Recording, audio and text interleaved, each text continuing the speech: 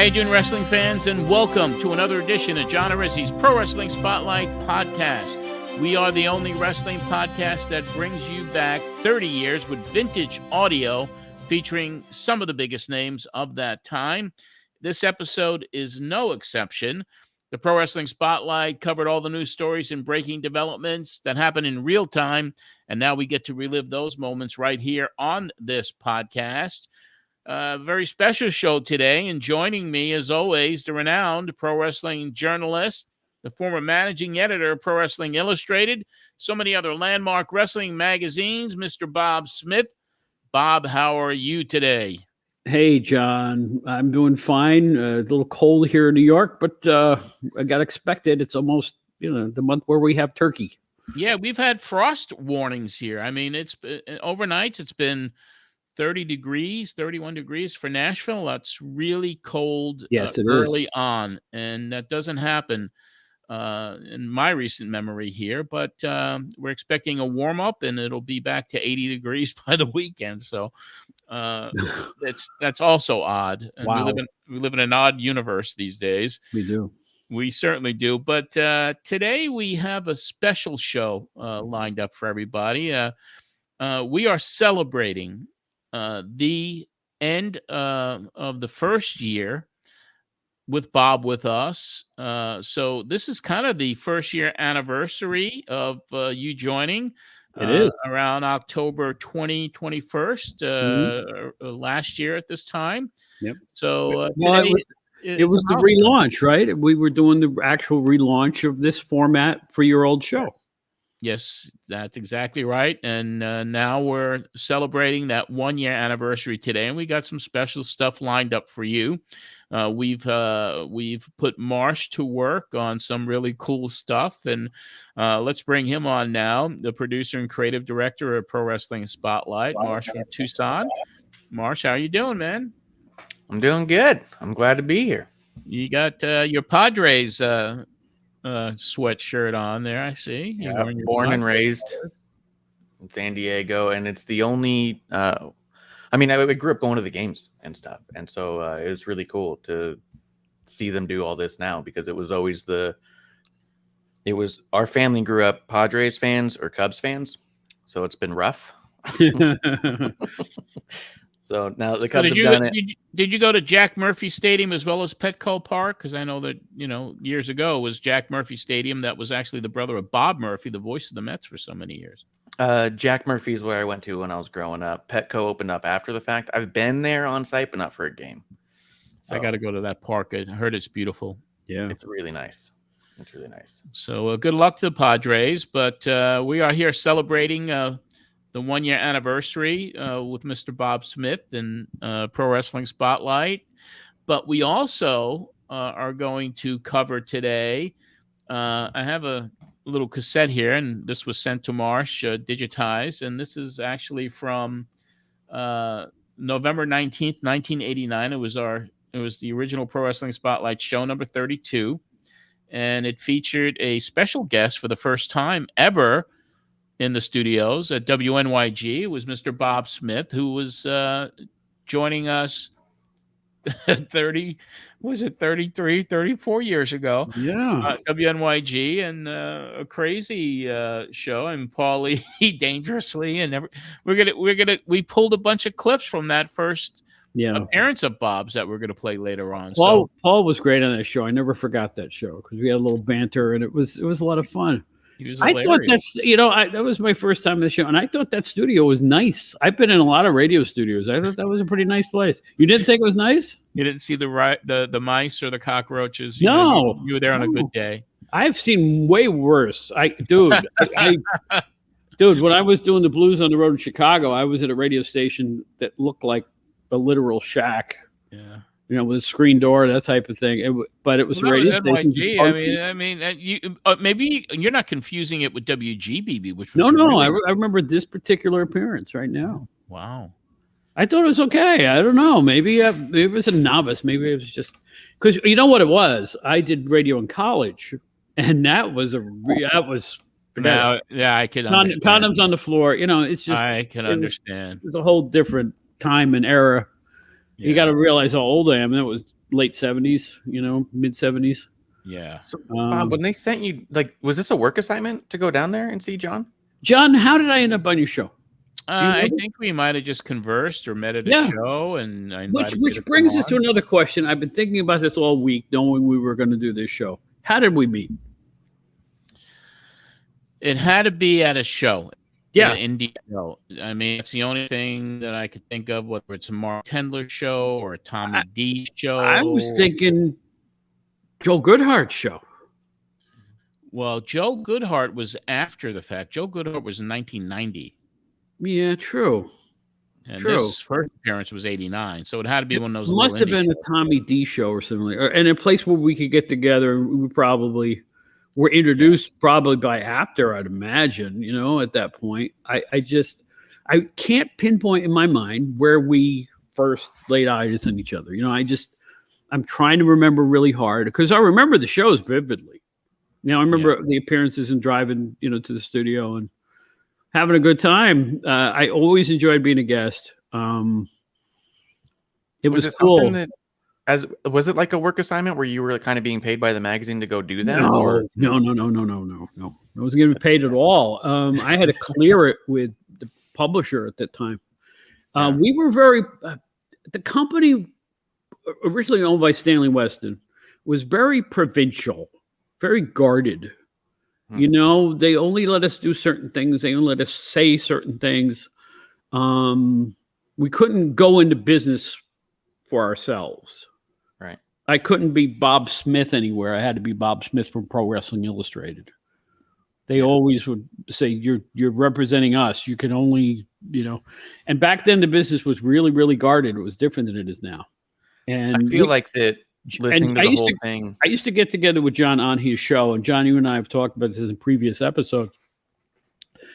We both knew a lot more than we could say in the radio. We both could hear that in some of the answers you gave. Yeah, we both had to be kind of guarded because I knew what was going to happen 5, 6, 7 weeks up the road. I couldn't tell anybody, Yeah. There's a number of callers who call and ask for some specific stuff, and John's saying that he can't clear it with his sources, sort of a deal, and you just kind of stay unusually quiet compared to other calls. And also like he's biting his tongue, like there's something going on that they know. But there's the thing. I mean, there was a time I remember probably 6 months into visiting you, John, at the studio, somebody called and said, Terry Taylor is going to be a member of the Four Horsemen. I know it for a fact.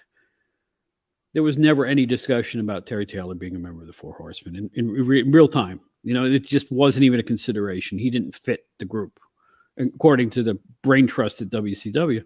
And I'm listening to this kid rant on the caller. He's ranting about this. And I'm like, I just got to sit there back and take it because I can't say, dude, I was there. I talked to the people involved and I know what's going on with the Horsemen. Not only could I not let him know what was going on with the Horsemen, but I knew damn well that Terry Taylor wasn't part of it. But I had to button my lip, So that was the problem in that era, Marsh, is that we were conduits for what the promotions were putting out.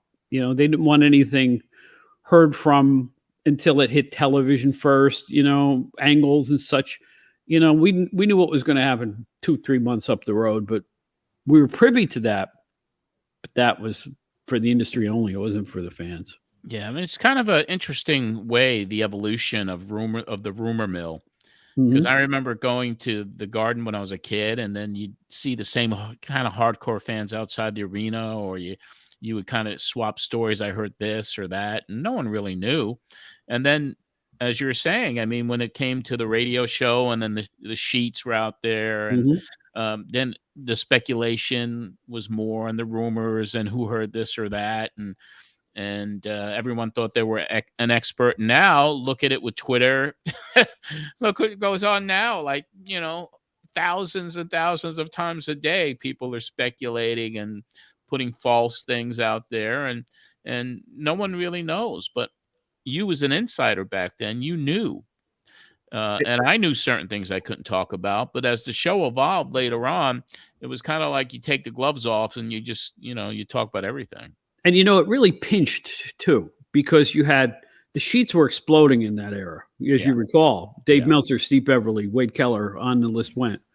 Everybody was relying on the sheets or learning to rely on the sheets. And I knew just about every news story that they did, but I couldn't do anything with them. Not when I visited you anyway. Right. So basically I was kind of consigned, not that it was a bad thing, of reporting the news up to that time that I was allowed from all the federations that I was covering. I got a lot of cooperation with the Indies, the smaller ones, Continental, Todd Gordon at that point, people like that. But again, it was a little frustrating. So basically all I could do was give opinions on things and bite my tongue about other things. So this is the way it worked back then. How long have you been with the magazine when you did this appearance? I was still associate editor at that point, John, right? At this point, I wasn't managing editor yet. I didn't become managing editor until about year 4 or 5 while I was with PWI. Craig Peters had moved to pretty much doing all of that version of WCW magazine. People forget that GC London also did WCW magazine for about a year and a half, 2 years.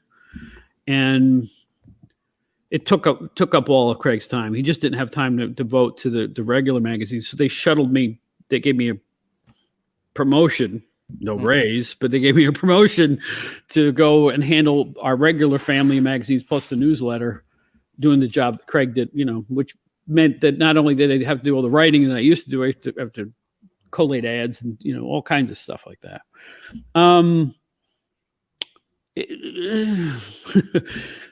I liked the job, but I did bust my ass there. I really did. It was as much work as I've ever done in my life at a really, really hectic, strained pace. Marsh, if you can believe this, at one point we had 17 titles between the boxing and wrestling division of our company. 17 titles, not all monthly, but a lot of them were. We had The Wrestler, Inside Wrestling, Sports Review Wrestling, Ben Strong Wrestling, on the list went. And then we had the Ring magazine. We had the 3 or 4 boxing titles, which I didn't do, but I did freelance once in a while on those titles too. I wrote an article about Mike Tyson. Mike Tyson made my career, by the way. You mentioned that in here. You'll talk about that. He really did. Mike Tyson made my career because my first newspaper job. Don't give it away, Bob. We're going to talk about it. Yeah, see, it's coming up. I still can't talk about it. Yeah. You can't leak it. We're going to talk about it. Shoot, and I mean shoot. So I know that you started your wrestling show in college, but moving from a college station to an actual bigger station, how many years have you been doing it by this point when Bob's on? This is 89. Well, what year did you start? I started the show commercially on WNYG on April the 9th, 1989. I did the college show in 1975. Yeah. In 1976, 77, at a station called WCSB, which was Graham Junior College station. And then they changed their call letters to WKLB. But anyway, that was only like college stuff. And it was like, it was only heard in the, in the vicinity. I'd still have wrestlers on, but it was all kayfabe. And then I had a one show deal in 1985 at WNYG with George Napolitano. Called Pro Wrestling Spotlight. And we got thrown off the air after one show. Good. Because the owner of the station happened to be, in the station at the time. And we played something called Captain Lou's History of Music off of the first wrestling album. And he was an old guy in his 80s. And he was like, wow, what is this on my station? And we were gone after a week.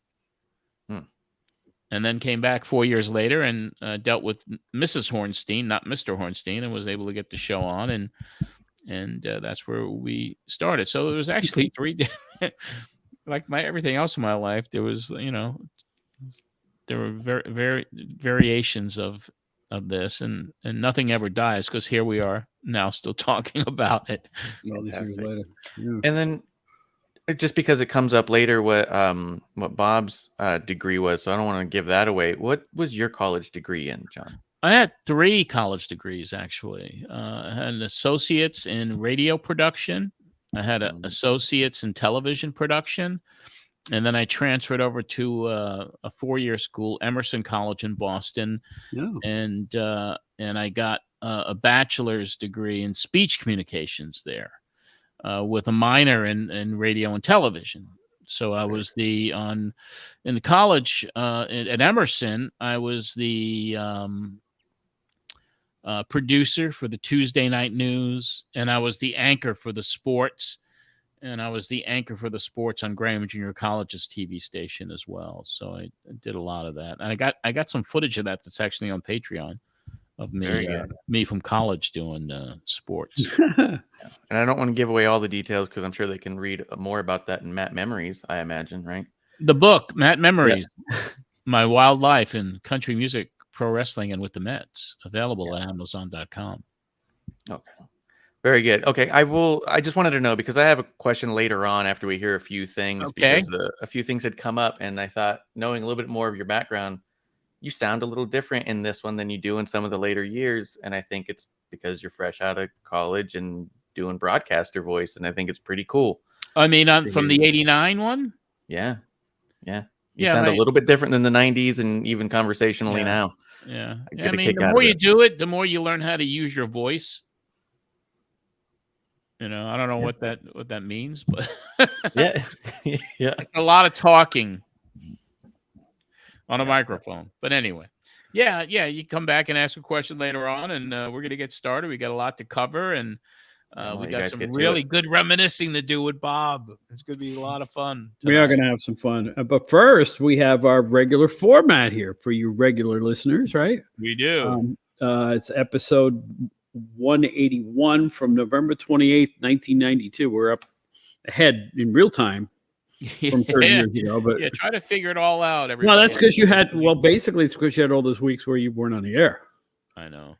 You know, the stop-start would kind of change the dates around. So we decided about 4 months ago, fans, just skedaddle with that stuff and just move ahead episode by episode.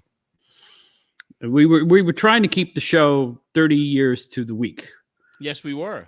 But then we had a lot of, I'm not here and have no money. We got thrown off this station. We're back at NYG. And now we're on this accelerated pace to get to 1993 pretty quickly. Yeah. But here we are. So anyway, this show what happened in Survivor Series time that year. Mm-hmm. And I guess the overwhelming theme of the show, because you didn't have a guest because you were unable to get Davey Boy Smith, who was supposed to be on the show. Over and over and over trying to call him, yeah. But you couldn't get through with him. Even Don Liable wasn't around for this episode because he was bugging it out with Killer Kowalski somewhere, right? Yeah, he was being his alter ego, the Bug, on one of Walter's independent shows. He wore a mask, right? He did wear a mask, and it was a black mask. It was almost like the Mr. Wrestling mask, but it was all black, and he had a black outfit. He was dressed all in black, and he had a fly swatter. That was his gimmick. I have to admit, that's original. It is. That's original. I don't think I ever saw him in action, but now I wish I had. He was fast. I mean, he would when he'd be chased around by the baby face and whoever it may be, he would fly in and out of that ring, quick. And I saw him in action because I took him to when I promoted a show in Venezuela, and he managed Nikolai Volkov there as the Bug. And I saw him in action for the first time, and then he'd run to the back and put on his referee outfit and come back and referee for us. Yeah, here's the question, John. Since I never saw him, did he draw heat? Yes, he did. That's the skill. He knew what he was doing. I mean, he knew how to rile the crowd up, and he was just kind of somebody you wanted the babyface to catch so he could pummel him. Did he ever get caught? I think he got caught a few times. Mm-hmm. Did he bump? That I don't really know. Mm-hmm. That I don't. He would probably have to take he'd probably have a rudimentary bump. I hope he wasn't another Grand Wizard because everybody wanted to see the Grand Wizard take a bump. I don't think he ever took a bump. He ever. Didn't. The only time I ever saw him even remotely get the Grand Wizard get physically involved in the match is when I think Dominic Tanucci stomped on his hand once on the ring apron, and he just went like this for a while, Yeah. But that's as physical as I ever saw the Wizard get. Yeah, that was probably something that he would always make a point of. This is not what I do. I'm a mouthpiece. He was a small man. I mean, he's a skinny. He was a skinny small guy. He was a small guy, kind of like Don. You know what? Even though people wanted to see him get the crap beat out of him, it would have been very ugly, to see somebody that small get pummeled. So. Yeah. And, he wasn't a foreign object guy. No, he was not. So you couldn't really get that mad at him because he, as obnoxious as he was, he wasn't getting physically involved like Albano would or Blassie would. Yeah. Blassie had the cane and Albano would use anything. Yes. Oh, God, Albano was so good at what he did when he was a heel. He really was awesome. What an obnoxious slob. I swear. And I mean that as a compliment. He was absolutely a walking fart. Yeah. Anyone who never saw earlier Lou Albano, he was incredible. You hated him from the minute he walked in the arena. I watched something yesterday. It was on YouTube. There's a new channel up there, and I don't know how long it's going to take for it to come down because the content on there is incredible. And it's I'm going to give it a plug. They only have like 100 subscribers, but they have an array of old classic WWF stuff and Mid-South. But I saw a lot of Albano stuff, which I never, hadn't seen in close to 50 years. And it's called International Wrestling Archives is the name of the channel. Now, it's all probably copyrighted stuff, and I'm sure it probably will come down before you know it because all of that WWF stuff, I mean, you're talking about stuff in the mid-'70s and, all throughout the early 80s, and I mean, it's like hundreds of shows, AWA, NWA. It's like it's a wide variety of stuff. I just found it yesterday in a link, and I saw Captain Lou doing his thing, man. And there was championship wrestling shows when he was with Cyndi Lauper, when that whole thing was happening. It was really, really cool stuff. But anyway, I mean, International Wrestling Archives. That's what it's called. There's so much good stuff on YouTube. Yeah. Armstrong Alley, Dave Dynasty, go on down the list. I don't know where these people got some of these tapes from. There's another one called, you ever see Crazy Cat on YouTube? Just like with a K. I think Crazy so, yeah. Cat. Crazy and they Cat. got all of this WWF stuff. Mostly classic Joe McHugh era stuff, right? Yeah, and Buddy Wagner and all of that. Yeah, they have and Madison Square Garden shows. So I mean, stuff is out there. It's really, you could spend every day, every night looking at this stuff if you really want to see the old days, and it's out there. But if you want to hear the old audio, there's only one place to go, Bob, and that's right here. That's right here. This is where the audio is, guys. No pictures. Well, actually, there's pictures too. If you're a Patreon member, why don't you tell them about Patreon?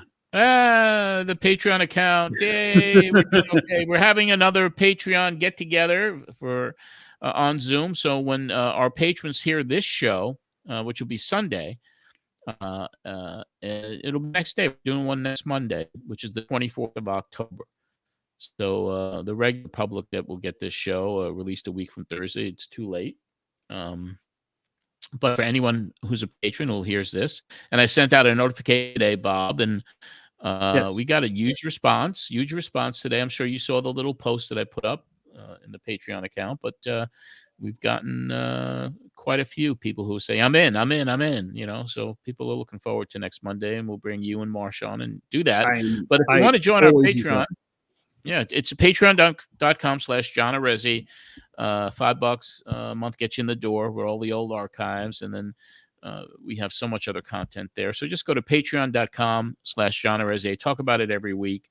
And if you're not a member of our little fraternity there, please give it a shout and give it a listen.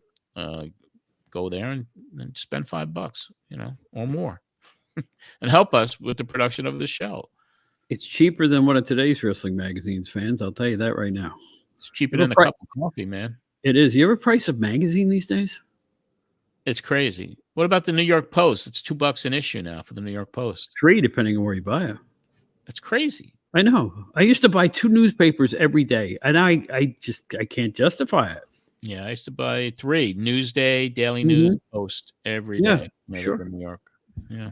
Well, back to the 1992. The show was really Survivor Series centric, and it was. There was a lot of reasons for that. Because there was new stars on this show. Marsh's wonderful notes here helping me remember these things.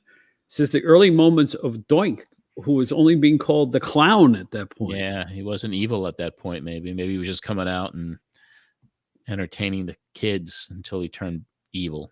And another point that Marsh makes here is that also on the show, a new wrestler named Yokozuna, managed by Mr. Fuji. Wow. He was really good. He was. For what he was, whoever, talk about wonderful booking for a particular talent. He was big and slow, but he looked great at what he did. Somebody referred to him on the early, do you remember the earliest Raw show where they had Don Amos' old foil, a comedian whose name escapes me. He said he referred to him, he looked like a giant bonbon. Mm-hmm. The way he was dressed in the was that Ray Dariano? No, it was I can't remember his name. The guy who used to be on the Imus show all the time. Yeah. I'll think of it later as we go along. Maybe I'll do a little research, but he was a comedian, and the first few Raw shows had him as a co-host, and then he disappeared. Oh yeah. But he said he looked like a giant bonbon, and I thought it was a great line. But no, he was powerful. He was plotting, but the whole gimmick was great. The waving of the flag, the finisher. That's what would you call that finisher you used to have, where he used to just kind of go up on the second rope and then just kind of sit on you? Oh Lord, it looked horrible. Flash. It was It was called the bonsai drop. Bonsai drop. Thank you. See, this is why we have Marsh here. Yeah, the bonsai drop. Wonderful. I love him. and what a lineage this guy had too. I mean, from that historic family, and that it seems like every one of them incredibly talented. Well, we should say that Yokozuna was not Japanese. First of all, no, he was not Japanese. No. But you know what? Nobody even questioned it. He just looked the part, acted the part. Yeah. Ferocious, had a great feud with Hogan. Tremendous, just great. And apparently, and also there was at the Survivor Series, he squashed Virgil, which at that point was Virgil was on his way out. well, no, but didn't Virgil have the little dust up with DiBiase, and for a while he was hot for about 40 seconds or so. I don't mean to put him down, but they didn't really develop that very well, I don't think. No. They kind of started and didn't really finish it. That's the way it felt at the time. So anyway, you're still trying to get Davey Boy on the show, and yep. I think it's time for a clip. This is different. I don't even know how to describe this, but I know how. All right, go ahead, John. You tell me. Because the station was, so weak in signal that people used to do crazy things to try to pick up the show. Like Andrew Goldberger, who was famously called the show and used to say that he would go into his car and tilt his head sideways and put aluminum foil. I mean, he'd have this whole system worked out where he could pick up the show. And what we're going to hear now is a listener who actually had to go to extraordinary means to pick up the Pro Wrestling Spotlight. Now, I want to read a letter before we get into anything else here. One of our listeners in New Jersey, yes, we do have listeners in New Jersey, Pete Theopol, one of our Booster Club members, he wrote us a letter. Now, it's a real interesting one. I had forgot to bring it last week, and I figured I'd read it to you folks this week. It's this is what some of the people out there do to pick up this program, okay? Of course, WNYG is a 1,000-watt station, and just to be able to reach New Jersey in some areas is something. But here's what one of our listeners does to pick up this program. And I'm going to read excerpts from his letter. As I wrote to you a few weeks ago, I am able to hear the show on WNYG, but only in my car, which is parked a couple blocks away from home. Well, it finally happened just like I thought it might. While listening to your show on October 31st, around 10:30 in the morning, a police car turns into the street where I parked to hear the show. He went past me towards the other end of the street, but somehow I knew he was there for me. Sure enough, he makes a U-turn and pulls up in back of me.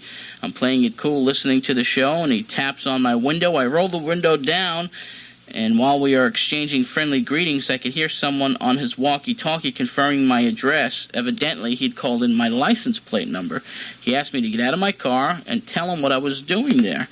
I proceeded to tell him that I'm listening to the Pro Wrestling Spotlight show with John Arezzi. And he explained how he's a friend of mine. He always listens. I used to be on WEVD out of New York City, but now I'm on a smaller station. So here's a guy that almost gets arrested for listening to the show. He has to drive around spots in New Jersey to pick it up, and he's listening on top of a hill. But Pete from Eatontown, we appreciate your support, and we appreciate you going out there and finding that spot to pick up this program.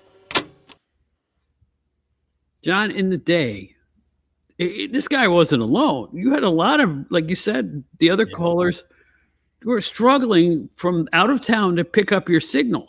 Yeah. Particularly after they had a taste of the show from the New York City station, and now you're on the smaller station again.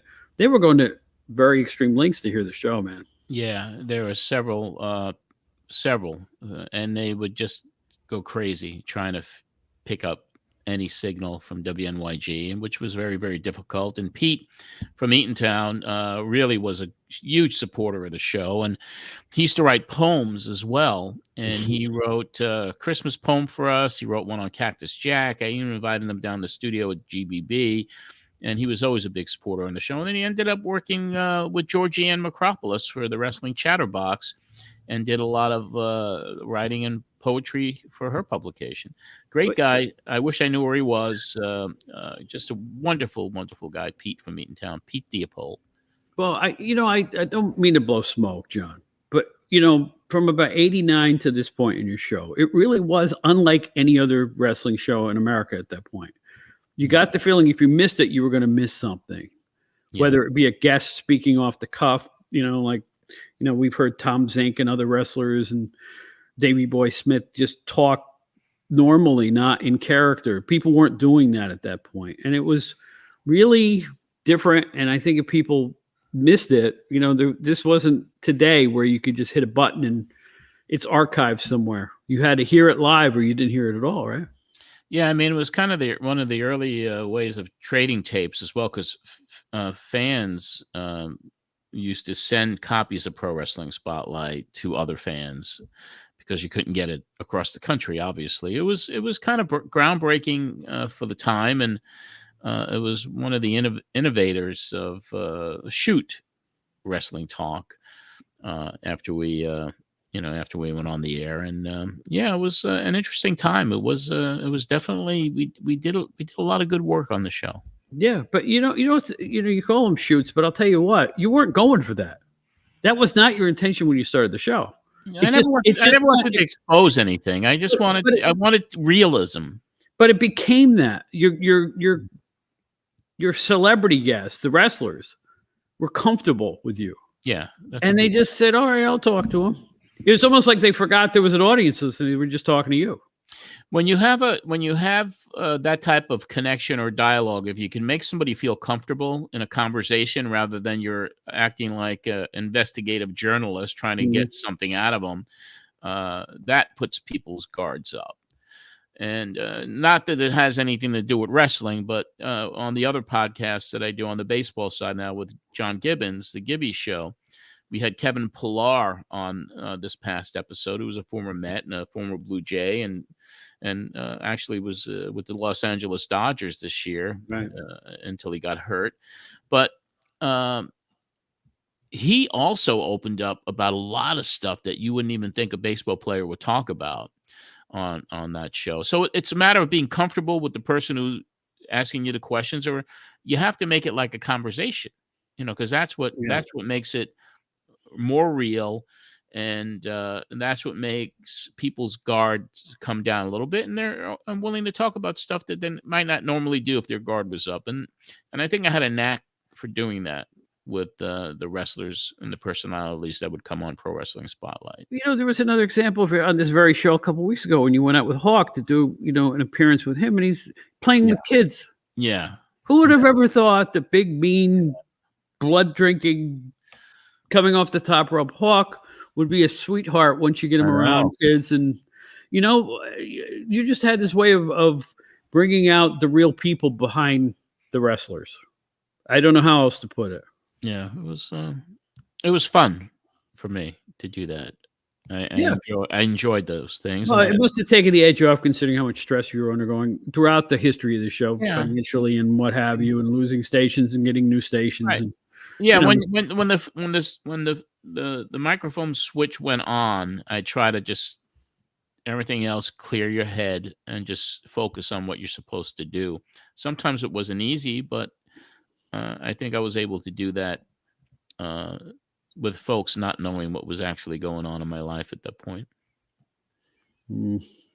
Tough tightrope to walk, I'll tell you. But those were the days, my man. They were.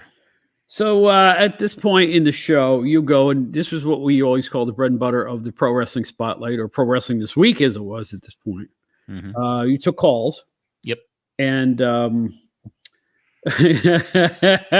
there's a note here about WCW came out with an album called Slam Jam. Yeah. Produced by Michael Hayes, according to this. I remember when that came out. I think maybe, and I don't want to speak out of turn, Jimmy Papa was involved with that. And it came out, and that's the last I ever heard of the thing. Went into the discount bin immediately. I don't even know who distributed it, or if they ever really. I know they were selling it on TV, right? I recall. Yeah. Yeah. It didn't go gold, Bob. I don't. It's funny. Somebody went. We had it at the office, I remember, and back then we had the CD players that were the portables, disc player. And I put my headphones on. I started to listen to it, and was like, "All right." I don't want to pan it. I don't know what's wrong with me right now. I don't want to say this was garbage or anything like that. Let's just put it this way. It was a nice idea that just didn't work. And I still think Bad Street USA is one of the great wrestling songs of all time. Mm-hmm. Remember that from the Fabulous Freebirds? Yeah. Michael Hayes on lead vocals? Yeah, tremendous. Great. Who didn't like that song, Yeah. And I'll leave it at that. Also on the Survivor Series, no mention of Bob Backlund. The Steiner brothers are floating around the abyss. Nobody knows where they are. All kinds of stuff going on. But we're going to take a call from a fellow named Joey in West Babylon. John, you remember this? Joey, yeah, one of my all-time favorite callers. Joey would call. We have a few different calls with Joey today as we get into the anniversary part of the show with you and your first appearance. But Joey was one of these guys that, it was almost like he was he tried to be a fake wise guy or something. That's just the way he spoke. And early on in the beginning of the beginning days of Pro Wrestling Spotlight, he got into an altercation or something with one of the Power Twins, and he automatically dubbed himself he was the Dean of Wrestling. So he got that moniker. But anytime you hear from Joey, and this was such a pleasure to hear him for the first time in such a long time, because he never called WEVD. He only called WNYG. He was local. Maybe he didn't know about who knows what, but Joey was one of the all-time classic callers and zany personalities, almost like one of the whack packers of Pro Wrestling Spotlight. So why don't we give this call a listen? And just he's not over the top crazy in this one, but you can get a sense of what I'm talking about just with the inflection of his voice. Hello, you're next. How you doing, John? Yes. This is Joey. How are you? Joey, haven't spoke to you in how many years has it been? It's been a long time, but not because I haven't been trying, man. You're a hard guy to get a hold of. Well, I appreciate the call. How you doing? All right, listen, I have a couple questions. First of all, about the WWF. Is Davey Boy Smith possibly going to WCW? Not at this point, at least from the discussions I've had with him, although I wanted to elaborate with him a little bit more in this program today, so hopefully we can still do that. And one other question is, I guess sort of reverting to WCW, what happened to Scott Steiner in this television title? Okay, that has been pretty much shelved. Steiner still is in possession of the belt. He has left WCW. And I don't know what they're going to do with that title, whether they're going to get a new title belt, or they're just going to forget about the TV title altogether now. I mean, is there a chance that he can come to the World Wrestling Federation? Yes, there certainly is, and I know they've had meetings, him and they've talked to WWF, he and his brother Rick, and they have also received a very lucrative offer from New Japan Pro Wrestling, which they'll be wrestling for at the end, sometime during December next month. And then in January, I guess that's when they'll make the decision whether they want to stay in Japan full-time or go to the WWF. Yeah, well, I hope they do. I think the WWF needs a few big names. I mean, it seems like WCW has a tremendous amount of talent right now. Yeah, to be honest with you, in my opinion, I'm enjoying WWF more these days because of some of the things. Their angles are a little bit more consistent. There's a better storyline. And there's some good wrestlers in the WWF right now on top. But the WCW, never count them out. And I'm still hoping for their resurgence with Cowboy Bill Watts' leadership. Oh, yeah, one other question. The off-the-top rope, I thought that was ridiculous to ban that. Is off-the-top rope legal now? Yeah, that's legal. That's been rescinded. Yeah, but not coming off with a knee. Knee to the head, I think, is a DQ. Well, what about a knee to any other part of the body? I think that's legal. And what about, I saw one match with it. I mean, it's always been once you're outside the ring, anything goes. I saw that if you throw the guy into the ring post, it's a disqualification. No, they're trying to persuade the guys not to use the railings around the ring or any outside the ring activity since Watts have come back. I think, it's kind of foolish that he's doing that. I mean, there's the major leagues of wrestling, they tell everybody, and, when you're out of the ring, anything goes, Well, I guess the fans out there like to see a little bit more violence than that's being portrayed right now in WCW, that's for sure. Right, you got it. Well, good talking to you, John. Okay, Joey, take care. Bye-bye. That's a really good point you just made. Yeah. Fans wanted more gritty action that they weren't getting anywhere at that point. Neither federation, really. Maybe more so in WWF at that point. That's right, Bob. You got a problem with that? Yeah, I got a problem. What do you think? What are you talking about? Hey, you know what this guy Joey reminds me of now? Now that after all these years, I could finally correlate in my own sick mind what Joey reminds me of. I know what I'm thinking, but you go ahead. I'll let you go first. What, do I amuse you? Well, that's a Goodfellas thing. Right. But there was an act that sold platinum called the Jerky Boys. Oh, yeah, that's right. Hey, it's Frank Rizzo. Jerky. I mean, he sounds like that dude that was on the Jerky Boys. That's a good point. A lot of those skits. I didn't even put two and two together till just now hearing his voice. I said, well, Frank Rizzo popped into my head. So we'll have more from Joey on the show because he gets into it with Cactus Jack later on when we go back to your anniversary episode. And I think we also have another call on your anniversary show that he's going to call in. And then we're going to play a bonus clip of Joey with Cactus Jack. So lots to look forward to this episode. Wow. It's a Joey hour, ladies and gentlemen. But you know what? It's good. And you know what? That's good. I'm from upstate New York originally and moving to this region in Long Island, Queens. What makes it so much fun is it's such a melting pot and you meet people from all different persuasions and personalities. And it's just, you don't hear an accent like that upstate New York where I'm from. You know what I'm saying? No. It's like, it's unique to the area and it gave it its flavor. And it's just, I've lived here since this region I've lived in since 1984 and I wouldn't go anywhere else. I just love New York, the New York area for the people, Queens is fantastic. I love Queens, I could walk to Citi Field if I get ambitious, I just love where I am, the area where I am. I live near St. John's. Yep. And it's been a thrill for me to leave the sticks and go to the city. That's all I have to say. Well, you lived here too, John. You're a Long Island fan, right? Well, I was raised on Long Island. I was born in Brooklyn. I was born in the Bushwick, which was was a horrible neighborhood. We got to get out of there because people were burning down the apartment complexes and there were gang wars in front of our front door. Yeah, it was like West Side Story, early 60s, where I grew up in the Bushwick section.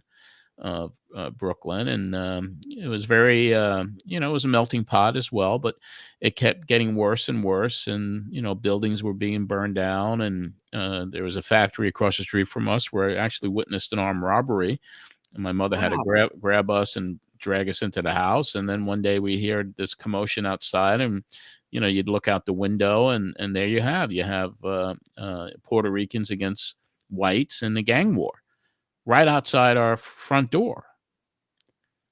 So that's, and then moving to Long Island was kind of like in 1964, my dad had enough, and we had got out of that neighborhood. It was on Palmetto Street in Bushwick, and then we went to Woodbine, which was in the Ridgewood section, and we stayed there for only 8 months because my dad, had to get us out of that neighborhood, and went into this other, all Italians on one side of the street and all Germans on the other side of the street. We'd have ice ball fights with each other in the winter. And then finally in March of 64, my dad bought a house on Long Island, which was like utopia. It was like the suburbs. It was everything you could have hoped for. And there was a lot of wood, it wasn't anywhere as developed as it is today. But I spent all of those years on the island, 64 to 75 when I went to school in Boston, and moved around quite a bit.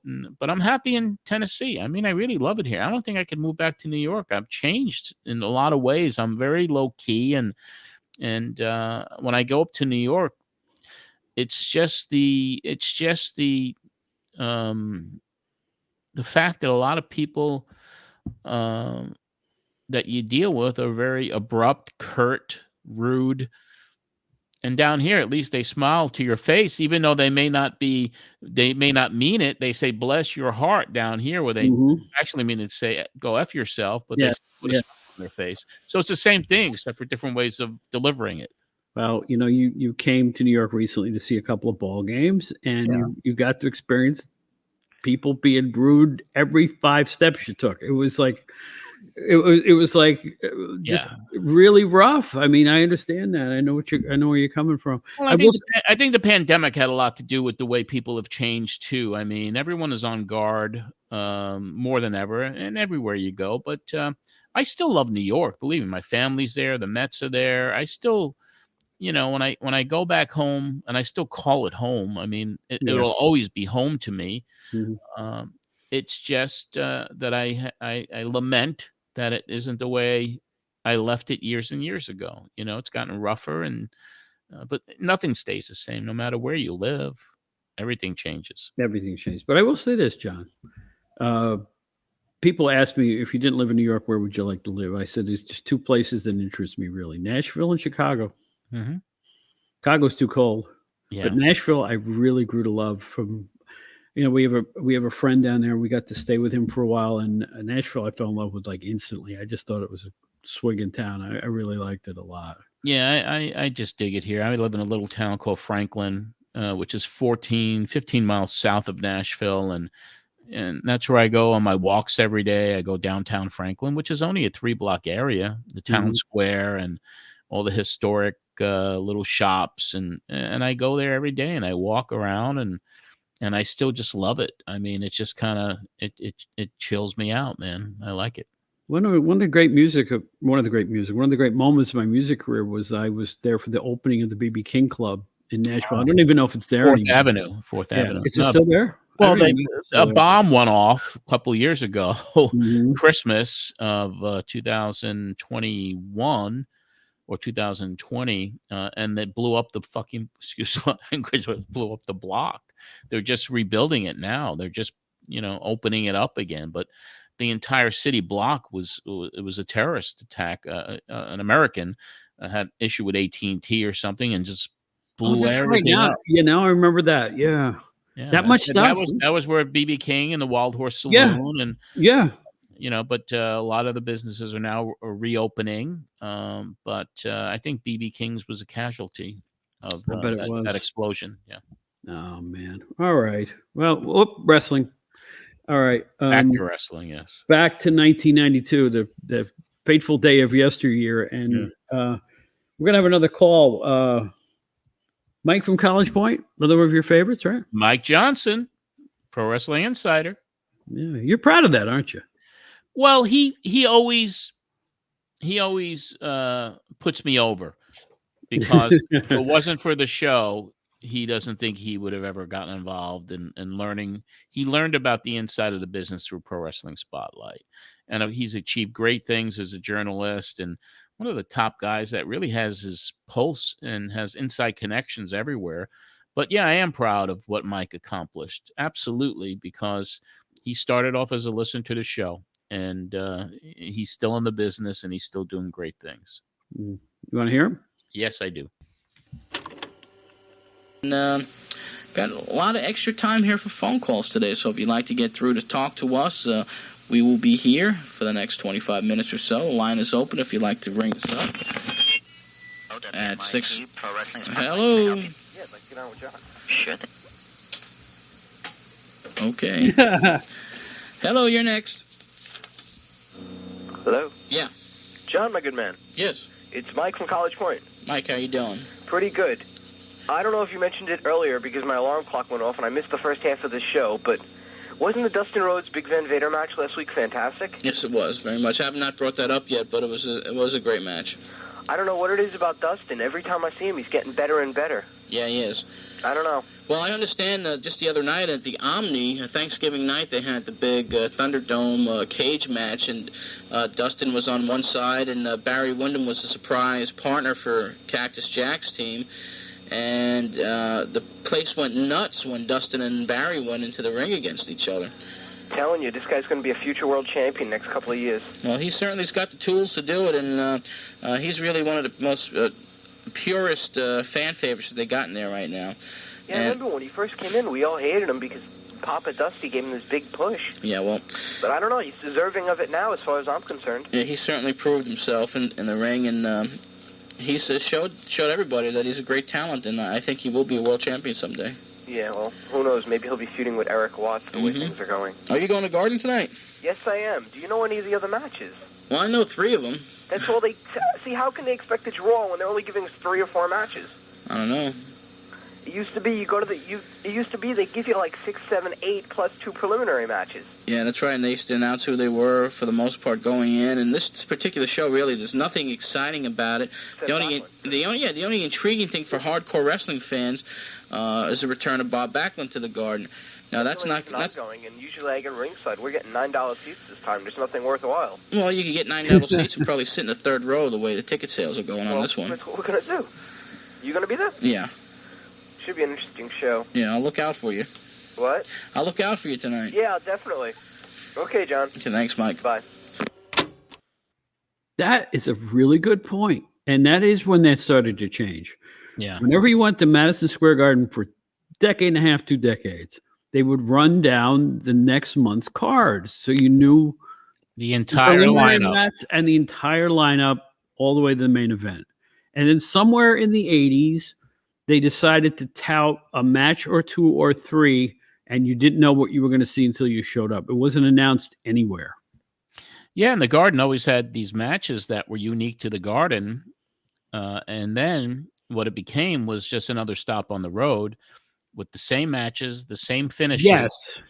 Every single stop, and they'd only promote a few, and then you just have to show up and hope that it would be a good card. I mean, it was horrible the way they turned the Garden into just another venue, not, as Vince McMahon Sr. would say, the Garden will always be the Garden. Yes, and it's true. The Garden shows had a flavor all to themselves, and you know what? You got to be honest about it. Boston Garden also had its own flavor. Oh, it did. And the Spectrum had its own flavor. It did. Those 3 venues especially, because I went to all the Boston Garden shows. I mean, from time I got to college in 75, I was at every show, and they were different. And there'd be different finishes and tag team matches. I couldn't believe when Billy Graham first came in.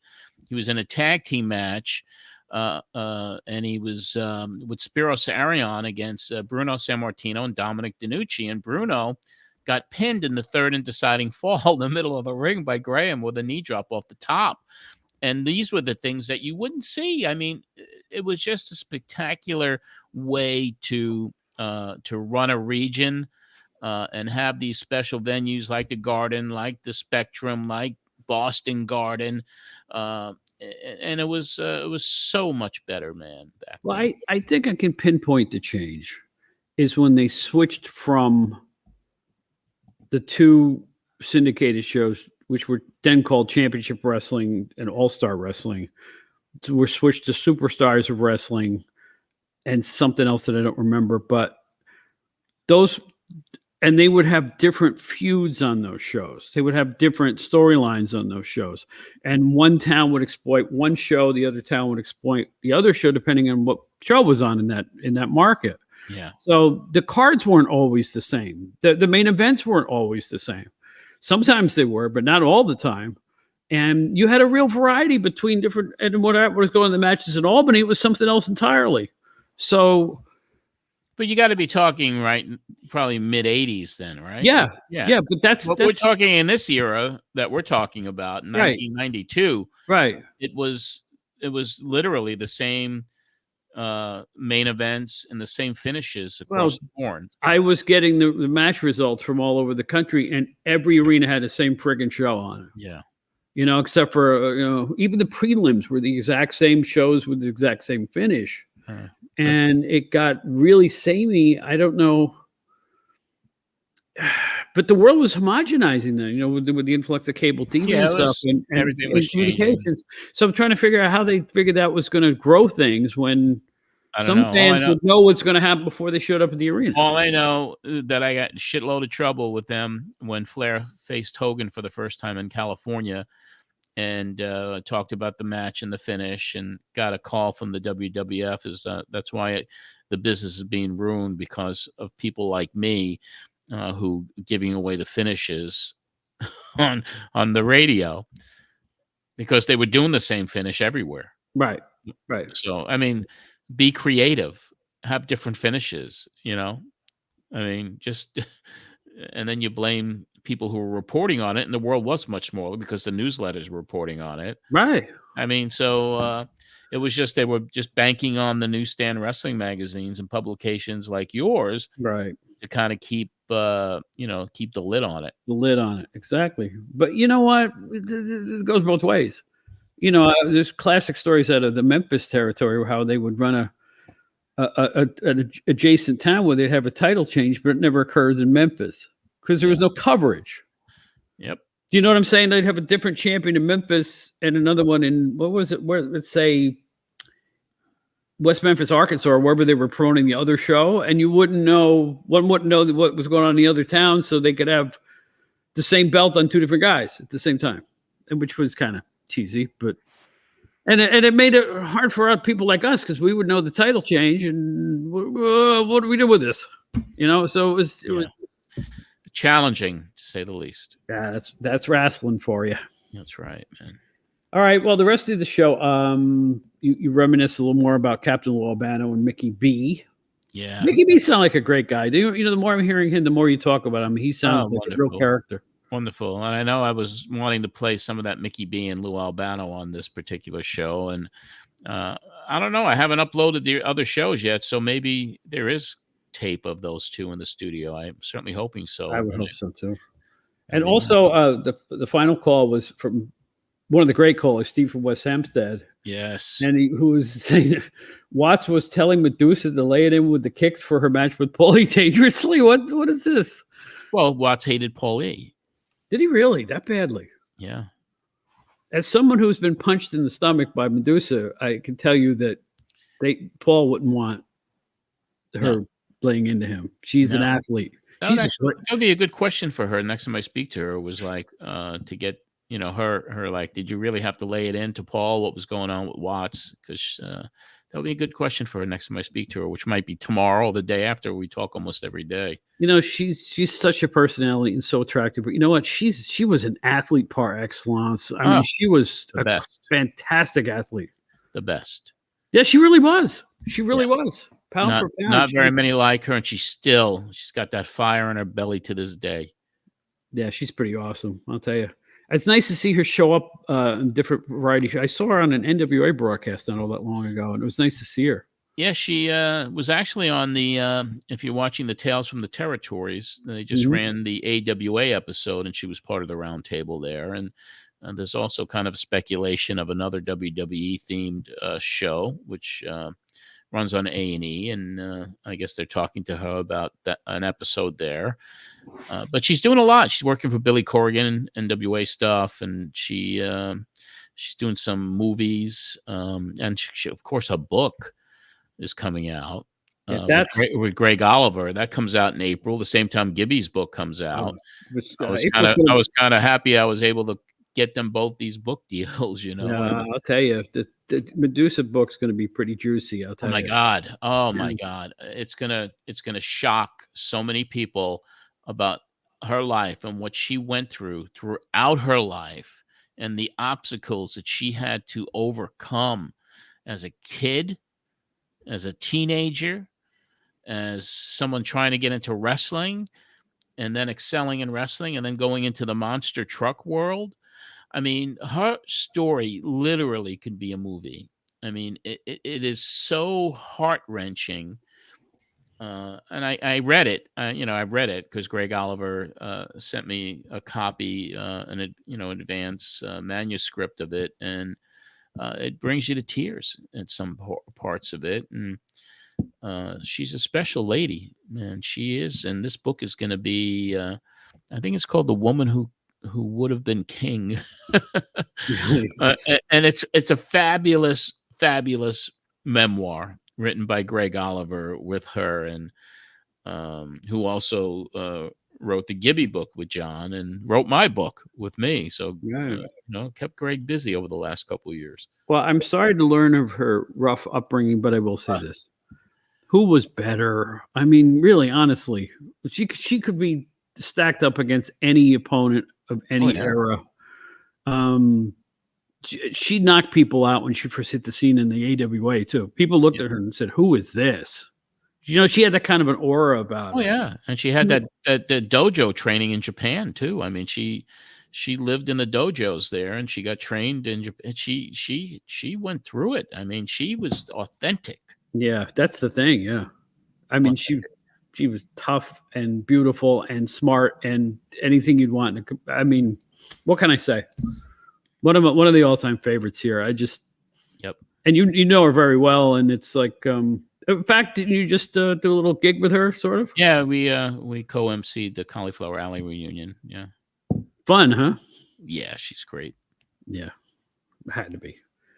We're gonna go back in time now. I guess it's kind of an anniversary for me in about 9 different ways here. Yeah. This is our 1-year anniversary of you and I doing this show together. You having fun, man?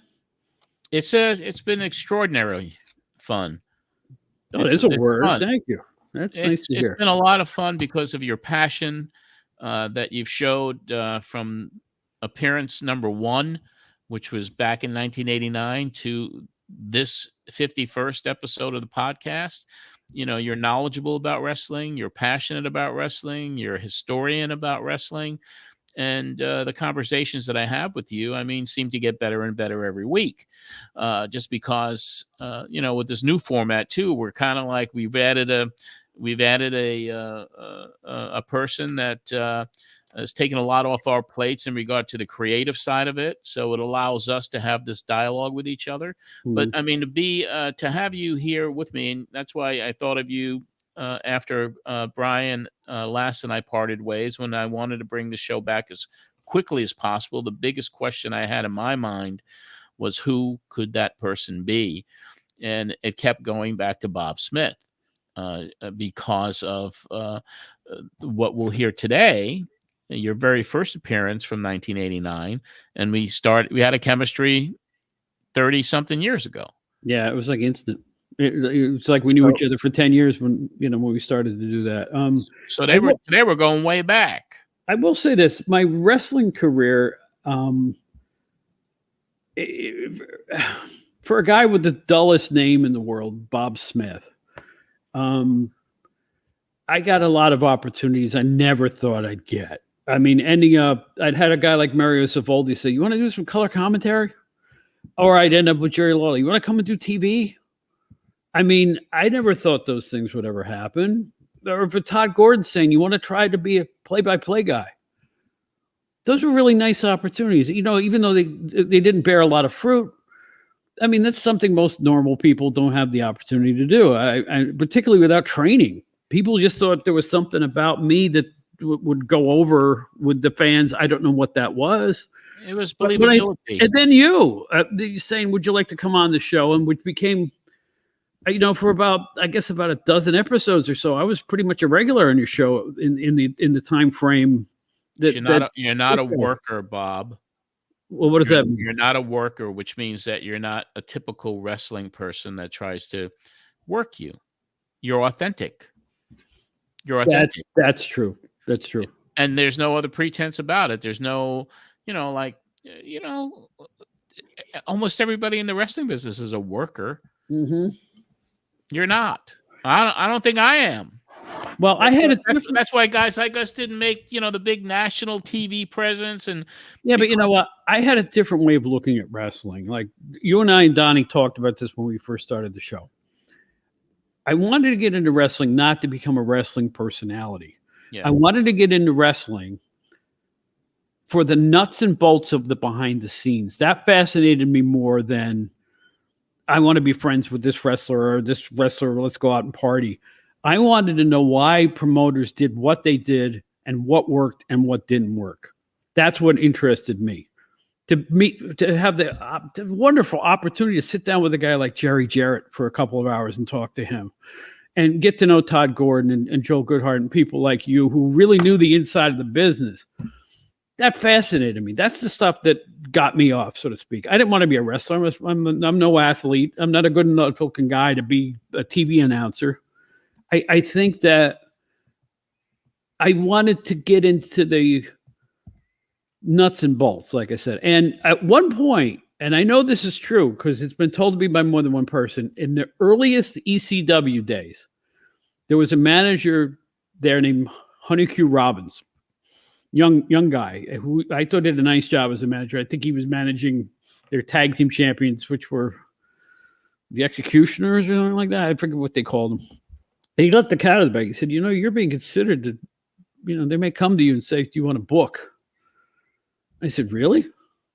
Yeah. They said, you know everything about wrestling. You got great ideas. Why don't you? I hope that they give you a shot. And I didn't even know any of this thing was happening. And I don't know how true it was. But that's the kind of stuff I was into. I wanted to be part of creative, and I think, my stick to it, if it's the magazine, is probably what led to that. The advent of the 500, which I think people learn to respect, and they still check that thing out to this day. And I don't know. I got lucky.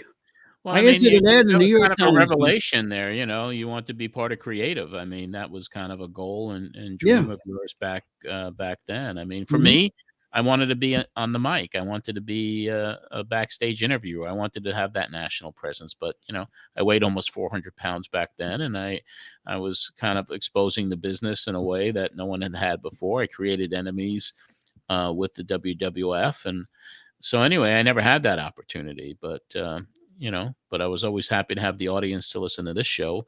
And for me to hear what you just said about wanting to be part of creative, a lot of it makes a lot of sense, Bob. Yeah. I mean, but I have been part of creative, and every publication I've been part of. Yeah. Well, that's the quality of work that you did up until 2 years ago. I mean, I was in publishing up until all this time. I was the last guy. I started my journalism editorial publishing career in 1983 full time, and I worked it until 2020. I mean, that's a long time. I outlisted all of my contemporaries. Everybody else went on to do other things, and I was still doing print publishing up until 2020. And I never regretted a minute of it. I loved because I was putting things together. I was, managing and making the thing come out every 2 weeks or every month or whatever it was. And I've never gotten tired of that. I just like being part of creative. Yep. I don't know how else to put it. But anyway, you and I met somewhere. We're still trying to figure out where that was, right? Yeah, it was at a show. It had to be, and I invited you on the show, and then which by the way shocked my pants off. I was like what is he asking me? Apter standing right over there or something. I said, why would you want to ask me to be on the show? But maybe we had a nice conversation. We hit it off. You're not a worker. Yeah, I guess that's it. I hope that means I'm not full of shit. Bill could be a worker. Yeah, Bill could be a worker. Yeah. There you go. Yeah. And we'll hear from him on this thing. So let's go back to November 19th, 1989. It was show number 32 on the illustrious WNYG, where we had quite the guest. And my co-host for that day was a guy named Bob Smith. And so why don't we start playing some of those old clips? Why am I nervous? I'm nervous. Come on, just enjoy it. All right, here we go. But we have an exciting show lined up for you today. A special guest here in the studio, Bob Smith. And Bob, of course, is associated with some of the top wrestling magazines in the business today. He's associate editor of Pro Wrestling Illustrated. He also writes the Blindsided column in the Wrestler magazine. And Bob is here for our 2 hours. Bob, first of all, welcome to the Pro Wrestling Spotlight. It's a pleasure to have you here. Thank you so much, John, and it's a real pleasure to be here on the Spotlight. I've heard a lot about it. Unfortunately, I live in an area where I can't pick the show up. Next town over? Actually, in Pelham, in Lower Westchester County. Okay. But it's a real pleasure to be here. I hear nothing but good things about the show. Well, we appreciate that. And, of course, our co-host also, Broadway Sonny Blaze, had a very successful week in the Wrestling Wars. He was 3 for 3, was it, Sonny, this week? And he looks good. He's glowing about that. And he had a very good string of victories this week in the Wrestling Wars. We're also scheduled to hear from, at the top of this hour, Paulie Dangerously. Now, Paulie wants to speak to Bob Smith about some of the things in the hot seat interview that just came out in Inside Wrestling. And also, he has a couple words to say to me. I tried to get him on the phone early. He just started yelling at me. He says, whatever I have to say to you, I'm going to say on the show. So I'm anxiously awaiting what Paulie Dangerously has to say to me. We have a taped, recorded interview that we did with Bam Bam Bigelow not too long ago. And, of course, we'll be taking your calls and comments here at 661-1440. And Bob Smith has graciously agreed to give away some Pro Wrestling Illustrated T-shirts. And we'll tell you how to go about getting those shirts during this 2-hour edition of the Pro Wrestling Spotlight. Shirts. No wonder it was popular. Yeah, the opening salvo. Those red shirts with the yellow lettering. Remember those? I do remember those. Yeah. They didn't have a size that fit me back then. I don't think they fit me either at that point. I'll tell you. So I was in Pelham at that point. That's right, Pelham in Westchester County. Mm-hmm. And you made the trek all the way to the island. This is how bad I wanted that job, dude. I used to have I had a truck at that time, not a car. And the truck had commercial plates on it. So I couldn't drive to Long Island in that vehicle on the parkways. You can go on Northern State or Southern State. You'd have to go on the LA. And here's how I would get to work every day. I would get on the first part of the LIRR system in Westchester and take that into Manhattan. Then I would jump on the LIRR and go to Rockville Center. It took me 2.5 hours to get to and from work every single day. Oh, that's a commute, man. Yeah. Then I finally got another vehicle after about a year, and I was able to stop doing that. But that's how bad I wanted that job. Yeah. I worked that job hard. I really did. I wasn't going to let anything stop me from, doing what I wanted to do at PWI. So, and I was relatively new then. If I was still in Pelham, I was new because I moved. Yeah. After about 2 years, I moved right around the corner from when the offices were on Maple Avenue in Rockville Center. 55 Maple. Yeah, that's right. It was near a supermarket, wasn't it? No, it was right across from Sports Set Gym. Okay. And across, that's what I remember the building. I know. Wasn't there a strip mall not too far from it, though? Like a little way a little bodega-ish, place. Yeah. All I know is that Stanley Weston built the 5-story building, which was he was a genius in that regard because he put our offices on the 5th floor at a time when the magazines were thriving, and then rented out the first 4 floors. So he was making money everything. Every which way you turned. He was smart man, very smart guy, Stanley Weston, the guy kind of like magazines. Kind of like Paulie Dangerously was making money every which way you could back when he was in his not only teens, but in his 20s and even up to today, where he's still a legend and still a big part of the pro wrestling business. But in this next segment, we're going to listen to Paulie. Paulie was upset. I upset him, and then we have a little conversation with you and Broadway Sonny Blaze. So why don't we go to this next clip now? What's happening to Paulie? Is there any answer by his estate in Scarsdale now? Not for me, I guess. Not for you? Okay, we'll keep trying to reach him, but I did speak to him, and he was kind of angry on the telephone for something. So you know what kills me is that we live very close. I live about 5 miles from Paulie Dangerously, and he's never around. He's always on the move. He's never Well, he kind of got angry that I called him today because it was he was resting, relaxing at home. He had just gotten back from the country club. Maybe he had a little hard day playing tennis today in the indoor. Well, he's on a different economic strata than I am. Yes, he is. He's out of the stratosphere as far as cash-wise. Why do you always have me call people right after you irritate them? Well, you know, basically because I don't want to do it. And you're an active wrestler. It's amazing how many people you can squeeze in the booth here. It's amazing. I know. Just big crowd in here cheering as far as that last comment. But see, Broadway's, you do that because you are in the ring wrestling all the time, not me. And I've retired from that. Paul still smacked me in the head. Vicious little man. Yeah, he's a little... Watch out, you don't hit you over the head with that telephone. John, just for my own knowledge, are you doing any managing any longer? You were into that for a little bit. Yeah, I did that. I was working with Power Twins, and I've done work and still continue just to do some work with Broadway Sonny Blaze here. But I had an incident took place in Brooklyn where I got my head smashed into a ring post, and didn't really tickle, you know. I just want to say, and I'm not schmoozing, but Sonny here has come a long way. I saw him out in Brooklyn, I guess it's 2 weeks ago now, and he did a great job, and he's really an up-and-coming young wrestler. And held his own with the likes of Bam Bam Bigelow and Ivan Koloff, and, of course, wrestled Tony Atlas again. But this past week, racked up a string of victories. Well, better you than me. That's some heavy-duty competition to be going up against, and he holds his own really well. I appreciate that. Quite true.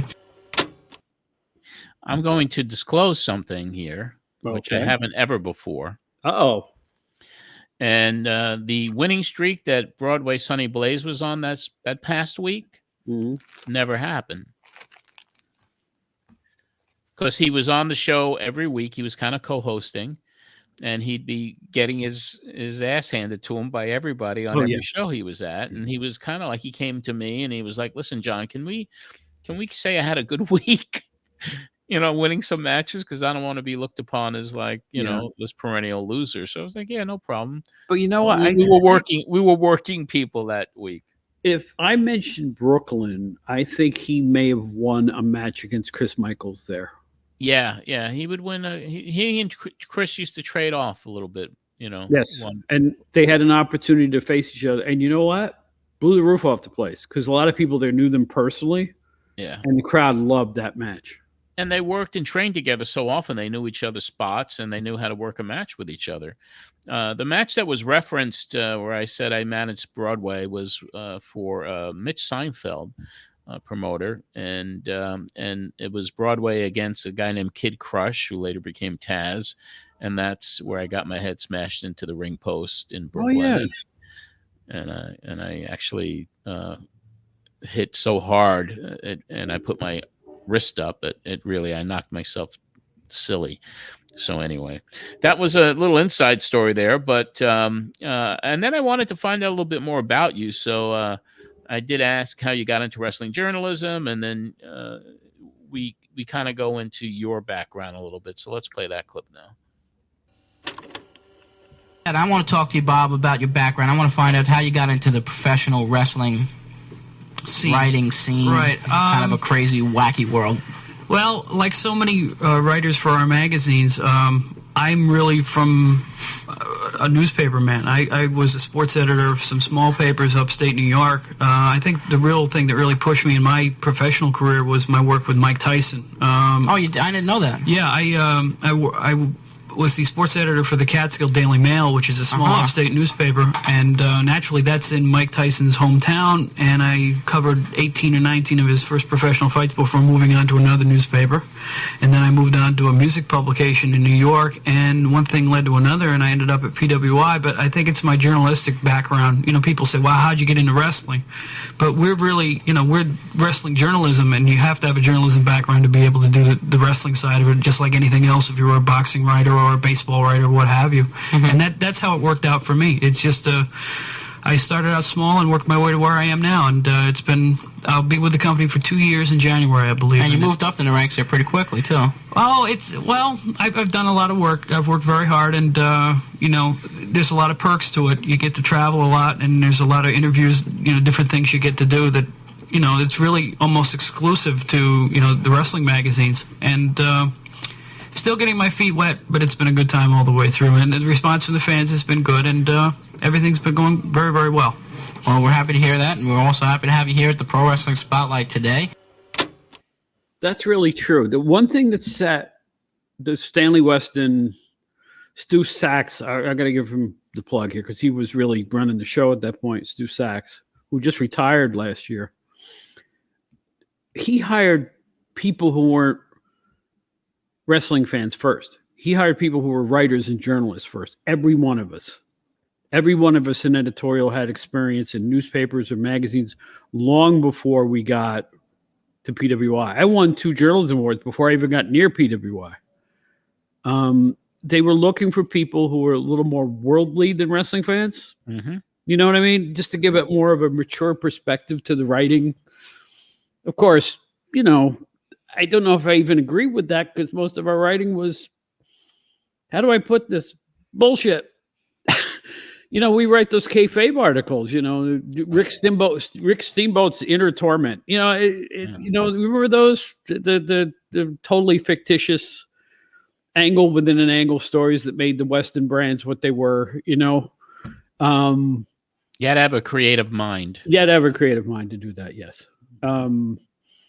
I'll be honest with you, and I don't even know if I've ever said this out loud. When I was a wrestling fan, I preferred the other magazines.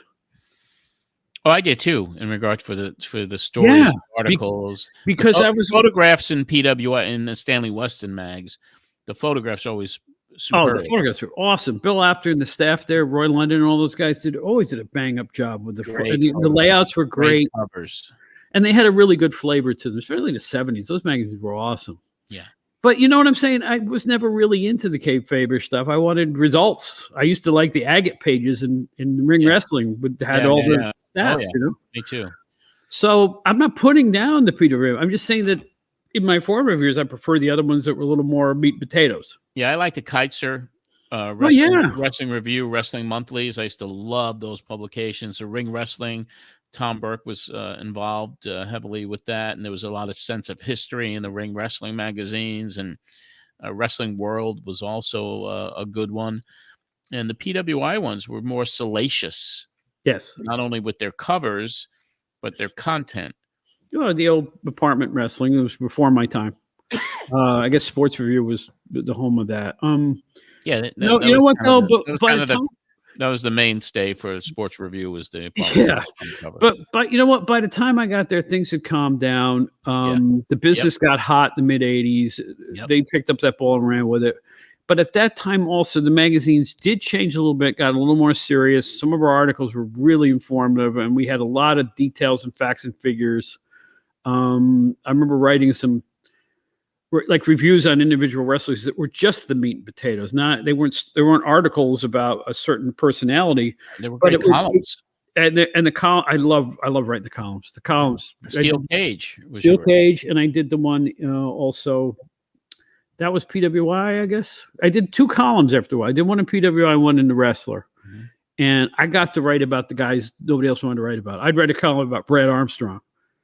I'd write a column about Randy Rose at the Midnight Express. You know, I got a chance to take a different tack because it was my column. They let me write whatever I wanted to write. Yep. You know? And that was fun because it was like I could give coverage. Early Cactus Jack. Yes. Nick Busick. You know, people who Sid Vicious, Sid Justice, I knew Sid Vicious when he was wrestling in Georgia. People don't realize he started in a federation that was watched by about 15 people in Georgia. And went, oh my God, what a specimen. Rob Van Dam. Right. These are the people. Listen, I remember the column you wrote about my convention when Bruno and Larry did the reunion.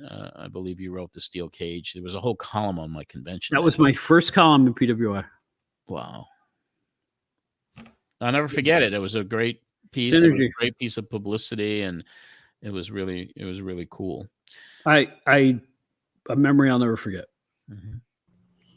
I have a quick question for you, Bob, because bringing up having a journalism background or degree, even specifically, for one, I wonder if that might be why some of those kayfabe stories sounded so well back then, was that you guys knew how it would sound in a serious publication. So this is how it would sound in a wrestling publication on a kayfabe story.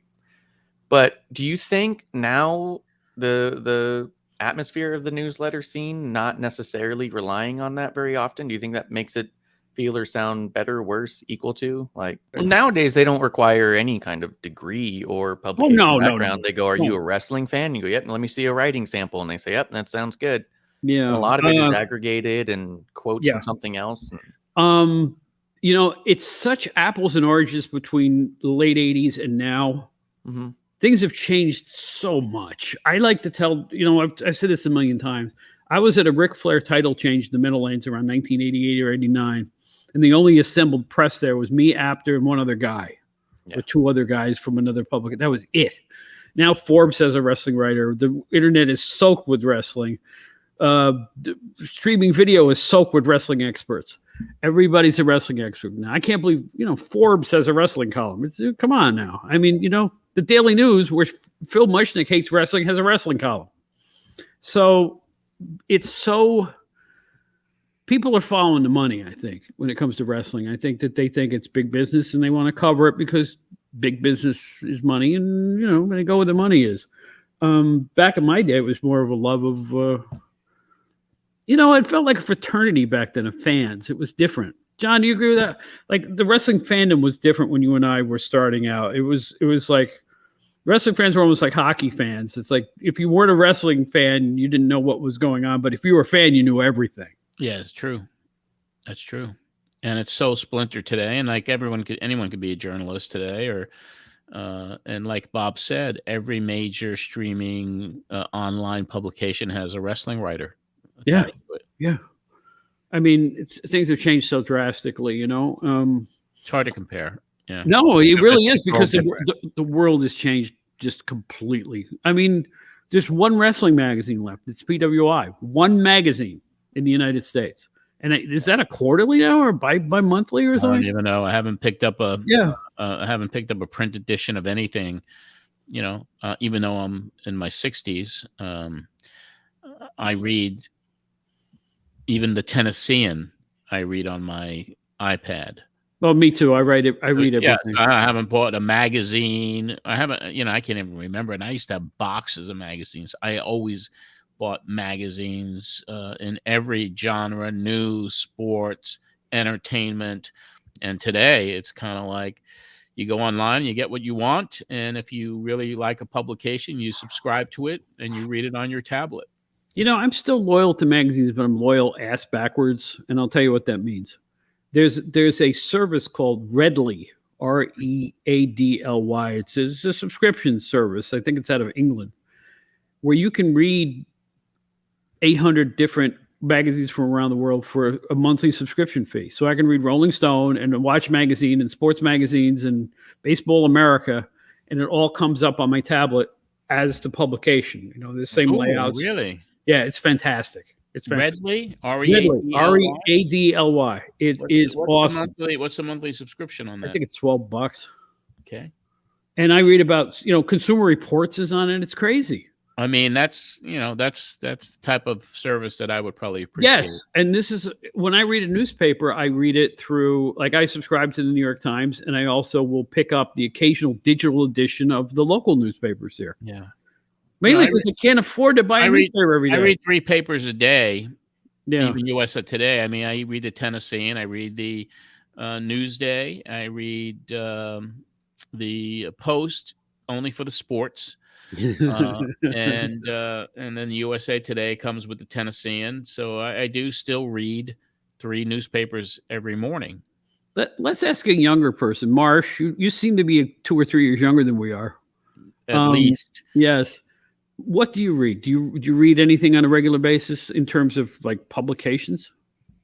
Not really. No. My girlfriend does, and she keeps track of all the NPR articles, and she'll send me one she thinks I should be aware of because of where we live or what's happening in our area. But for the most part, no, I'll flip through general like Apple News and look at headlines. And if there's something that I feel like I need to dig a little deeper in, then I will. But it's your generation. It's your generation. Your generation and the generation after yours. I don't know what you're considered. Are you what would the generation Y, Z? I think by date of birth, I think it was the millennials. So you're a millennial. Yeah, born 84.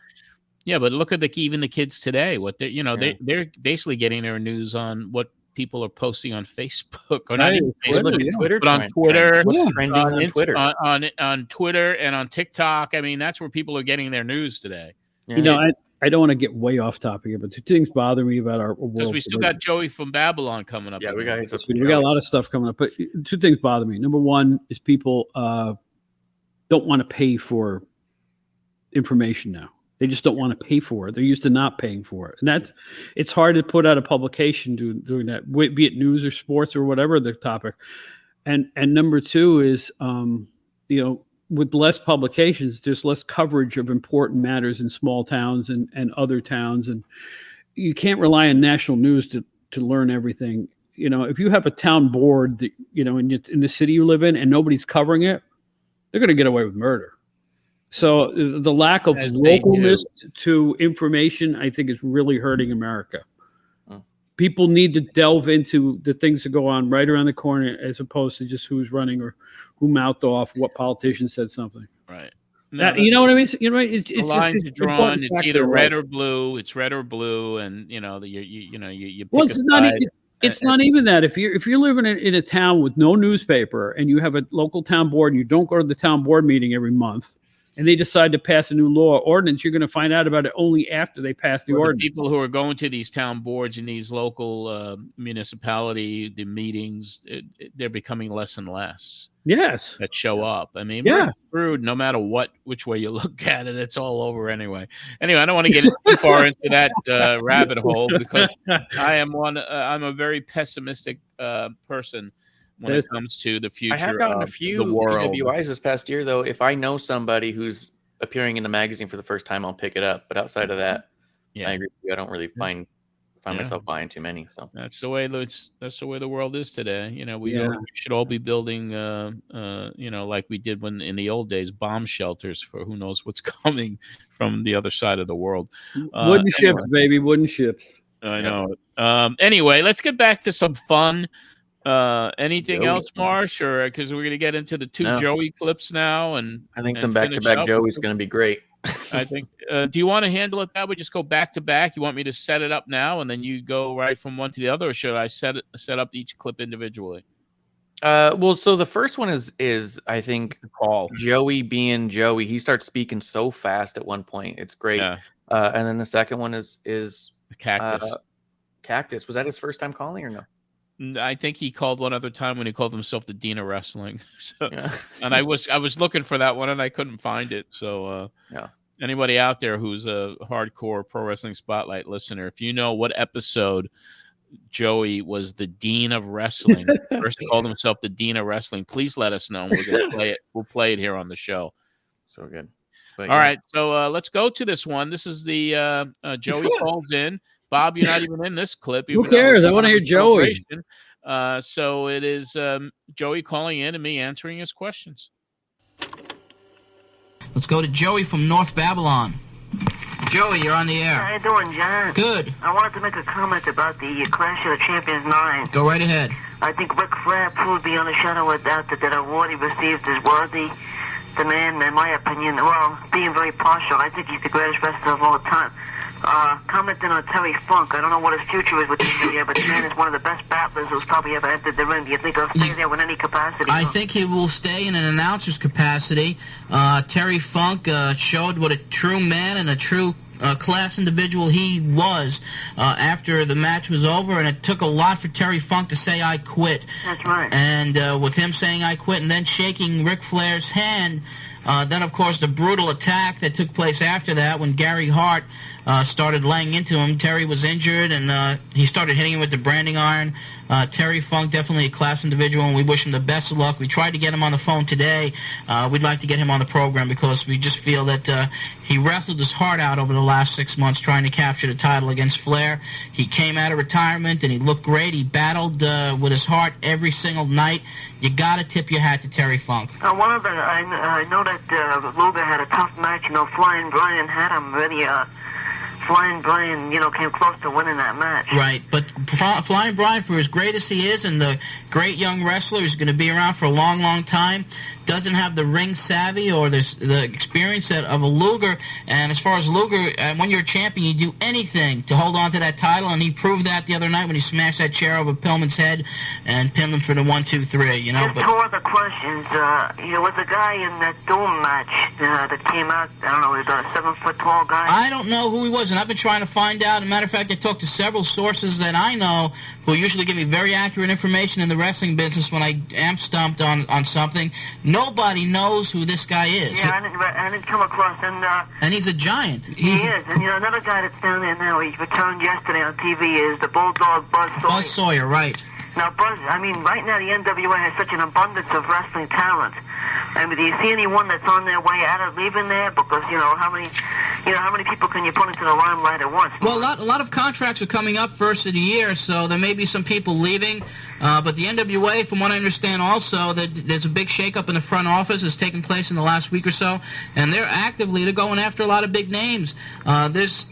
It's hard to say, as far as who's coming and going, but there's going to be some activity happening after the first of the year. Right, okay, thanks a lot. Thank you for your call. Bye-bye.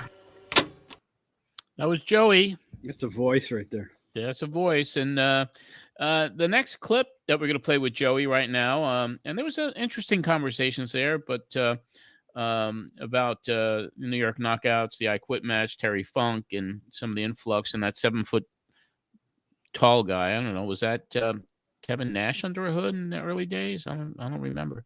I think it's a little early for that, I think. I don't remember who was under the hood at this point. No, me neither. Anyway, I'm sure somebody out there does. But anyway. Marshall tell us in about 15 seconds. Yeah, probably. But let's go. I'll look it up, but I thought it was weird that you didn't say anything. And later on, someone calls in and talks to Paul and says that they think it's Giant Gonzalez, and he crushes that and says, absolutely not. Yeah, and probably not. It sounds like Nash. It might be. I'm going to look it up. But okay, very cool.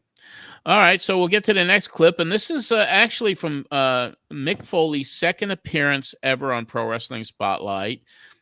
He had come back, and he didn't want to be referred to as Manson anymore. And of course, Joey brings that up.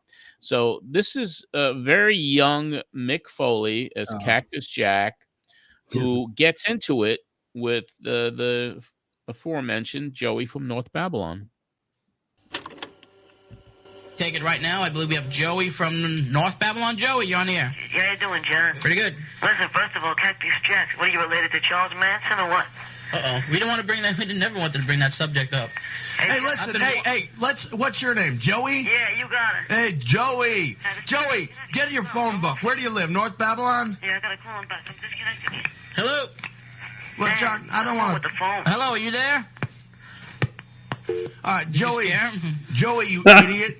Pick up a phone book and check under Manson and see how many there are. There's about 50 in Suffolk County alone. So you're going to claim that just because I have the same name, which happens to be a common name, that I'm related to one of the worst men who ever walked the face of the earth? This is. There's hundreds of people. King Kong Bundy was never confused with Ted Bundy.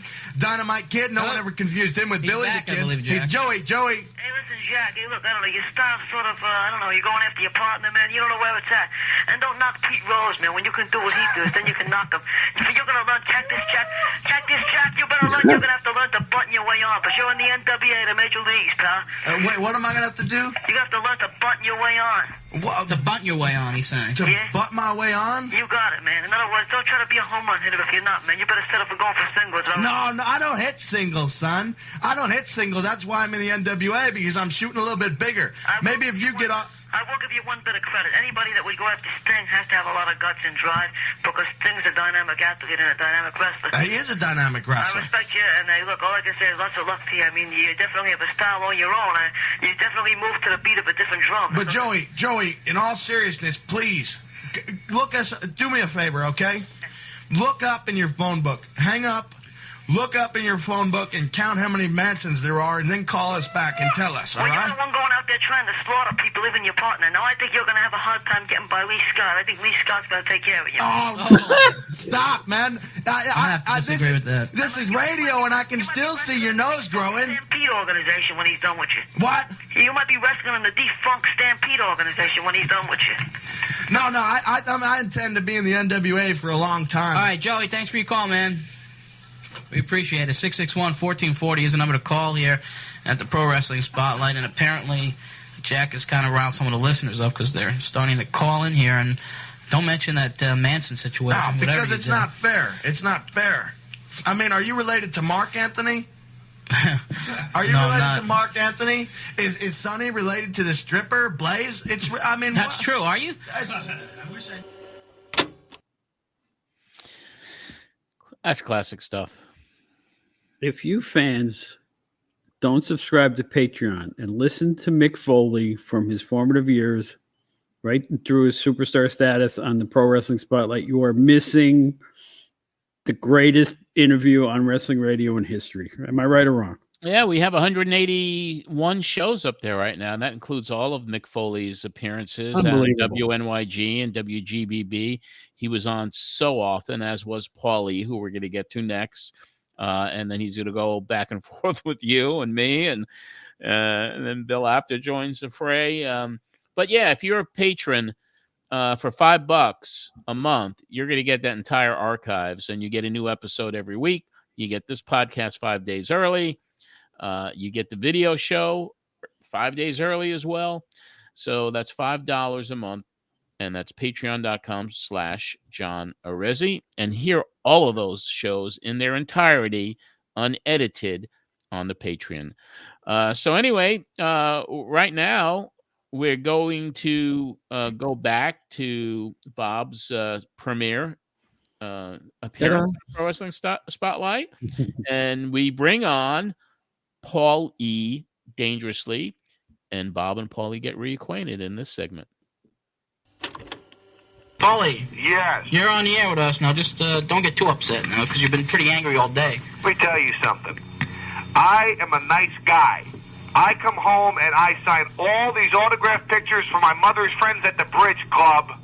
And then she tells me that you called up her number and my dad's number, and they're sending you all those pictures to market some tape. Well... You'll be hearing from Rabinowitz and Schwartz, my lawyers. Oh, yeah? My cousin Murray is very upset with you. Well, let's try. What if I include you in a piece of the action here? Maybe we could do something. How much can I make? You can make some good cash if we market it properly. Really? Yeah. Okay, we can do that. Okay, so don't be too angry with me. We're here with Bob Smith, who is an associate editor for Pro Wrestling Illustrated. That's the name I use when I check into motel rooms, too. Very funny, Paul. How are you doing? I'm doing fine, Bob. How are you? Oh, not bad. You know, we're kind of a kinship here. As you know, I live in Pelham, and you're up there in Scarsdale, up in the fancy section. Well, maybe one day you'll make it up here, too. Or at least to Hartsdale or Yonkers. Hartsdale, probably, yeah. I understand you've got a beef with me or with our magazines or something like that? No.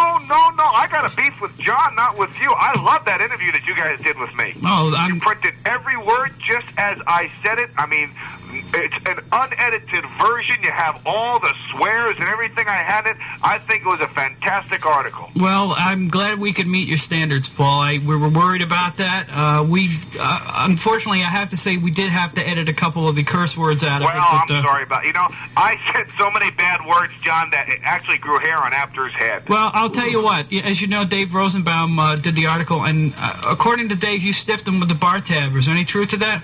Well, I don't drink, and he was drinking, you know, and I don't drink alcohol, and I was just having, you know, Pepsi with a lemon, and he thought I'd pay for it, man, and I'm like, hey, I didn't drink any alcohol, and, you know, here, and I'm like, he thinks he's Matt Brock, and he earned up like a $90 bar tab, and I was like, well, see you later. So besides that, Paul, you know, the comment you made to me is that the interview probably is going to increase their circulation. Well, of course it would. See, now, had you guys put me on the cover, see, that's where my beef comes in. Had you put me on the cover, well, you know, you would have sold out, but no, you didn't put me on the cover, you just put me on the inside, but hey, that's okay, you know, that's your circulation. You guys got to answer to Stanley Weston, I don't. Hey, Paul, you've been screaming for a cover ever since you took over pro wrestling this week. Yeah, the only cover I've ever gotten was the Midnight feud, and I'm on the cover there face-to-face with Jim Cornette. I mean, why give the cover to him as well as me? I should have one all by myself. Actually, you know something, Paul, if I recall correctly, you were on a cover of Pro Wrestling Illustrated. Oh, yeah, up in the corner. Yeah, but that was a big story for us, how you got your start, your collaborations with Blassie and Albano and the Grand Wizard, and there's a lot of facts in that story that the fans didn't know. Well, I knew him. Well, you wrote that article. That's right. Bob Smith. That's me. I knew I'd seen that name besides on hotel registers. Oh, thanks a lot, yeah. Ooh. He's so quick. He's great. Yeah, he is. He always has that way. He was always that way. Yeah, I mean, continue on, and you know, we continue with Paulie here, and Paul says he could stick around for some calls. He does say that he was paged by me about how boring you were, which obviously was not the case. He's right, too. So let's go to this clip now. Hey, listen, can you hang out for a few more minutes? I heard your beeper go off. Do you have to go? No, that was you beeping me. Oh, okay.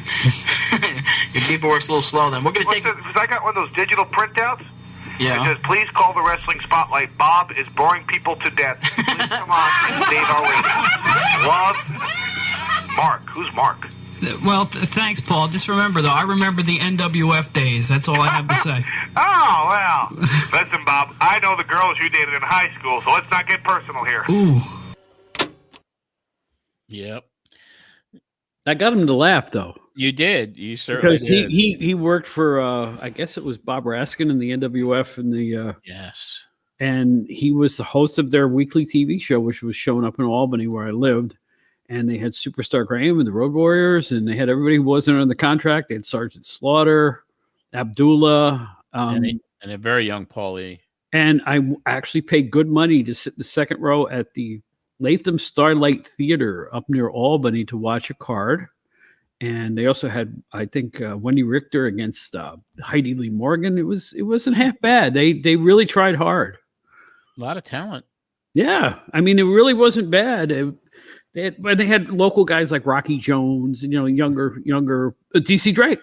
Yeah. Wow. With his great shtick he used to do with the Alka-Seltzer. Remember that? I don't. Oh, he used to foam at the mouth. Oh, okay. That's how he did it. Yeah. You stick a little Alka-Seltzer in the side of your mouth, let it go. There you go. Oh, shit. I just gave away a trade secret. Oh, my God. Gave away a trade secret. There you man. go. Oh, that's not my job. Holy smokes. I'm in trouble. Speaking of a guy who never gave away a trade secret, really, it was Mr. Bill Apter. That's true. And Bill calls in now and confronts Paul, who didn't like their Wrestler of the Decade choice. So let's go to this right now. All right, get him on the air. Bill. Paulie Dangerous. Cue ball! Robert Smith. Hey, Bill. Bob, first of all, I want to tell you I think you're doing a fantastic job along with John and the other guys there. Well, thank you, Bill. Paulie Dangerously, I heard that you were upset. I heard this through the grapevine that you did not like our choice of Wrestler of the Decade. Of Ric Flair? Ric Flair. Who do you think the editors of Pro Wrestling Illustrated should have made Wrestler of the Decade? Me? You? Me? Have you ever, other than wrestling Jim Cornette, had any experience like Ric Flair? 6-time NWA World Champion, 4-time Wrestler of the Year in Pro Wrestling Illustrated magazine. Come on, Paul. Your credentials don't match I up with his. pinned Burrhead Jones in Montgomery, Alabama. Burrhead Jones? I pinned Burrhead Jones. God, and you're actually comparing yourself with Ric Flair. Oh, of course. You know, at one time, Paul, I remember when we used to shoot pictures next to each other. You were one of my comrades. You used to send us pictures all the time and everything. I really thought you were a smart guy. And now, little by little, year after year, as I see you growing as a manager, you keep saying things that just don't make sense to me anymore. I'll ask you a question. Sure. Okay? Ric Flair, you're a great world heavyweight champion. Didn't he come off the top rope and smash Ricky Morton's nose once? Didn't Ric Flair and 3 other professional athletes break Dusty Rhodes' ankle in a cage in the Omni? Wasn't Ric Flair the man in the 1970s that with Greg Valentine broke Wahoo McDaniel's leg, broke more legs than anybody else in professional wrestling history? Wasn't Ric Flair the man who won 6 NWA title reigns? Wasn't Ric Flair and lost it 5 times? Wasn't Ric Flair? But the thing is about a great champion is, yes, you can lose something, but to get it back and be better and stronger than ever the next time. Paul E. Dangerously is the wrestler of the decade. Oh, yes. You've got to be joking me. I'm unpinned. In managerial expertise, I'm not arguing with you. You've got a brilliant managerial mind, okay? You really do. Thanks. And I've told you that to your face. Yes, you do. But to hear in the grapevine that you're upset at our choice of Flair as wrestler of the decade and you think it belongs to you. Yeah. Hey, Bob. Yeah. You were talking about people from Scarsdale. Mm-hmm. Are they all like this? No. No, Paul E. Dangerously is one of a kind and an exception to let me ask you a question. Hold on now. Wait. All right. First of all, I'm not belittling the guy as a champion. He is a great champion. I've always said that. I've always said that he's the second greatest heavyweight champion of all time, right behind Terry Funk, perhaps even the greatest. I will give Ric Flair that. I really do. I really think that he's a great heavyweight champion. Okay. I have no doubts in my mind about that. But he's been beat. He was beat for the U.S. title. He was beat for the Missouri title. He was beat for all these championships. 5 times he's been pinned as NWA World Heavyweight Champion. Countless other times between title reigns. Countless other non-title matches. I've never been pinned. Let's make some sense out of this, okay? Let's put yourself in the place of one of the editors of Pro Wrestling Illustrated, okay? You're sitting around in our office in Rockville Center. There you go. In an editorial meeting. Okay. Someone points his finger to you and says, we'll call you just John Doe. Okay. John? Or Bob Smith, either way. Bob Smith, fine. Same thing. We'll say, who do you pick as wrestler of the decade, okay?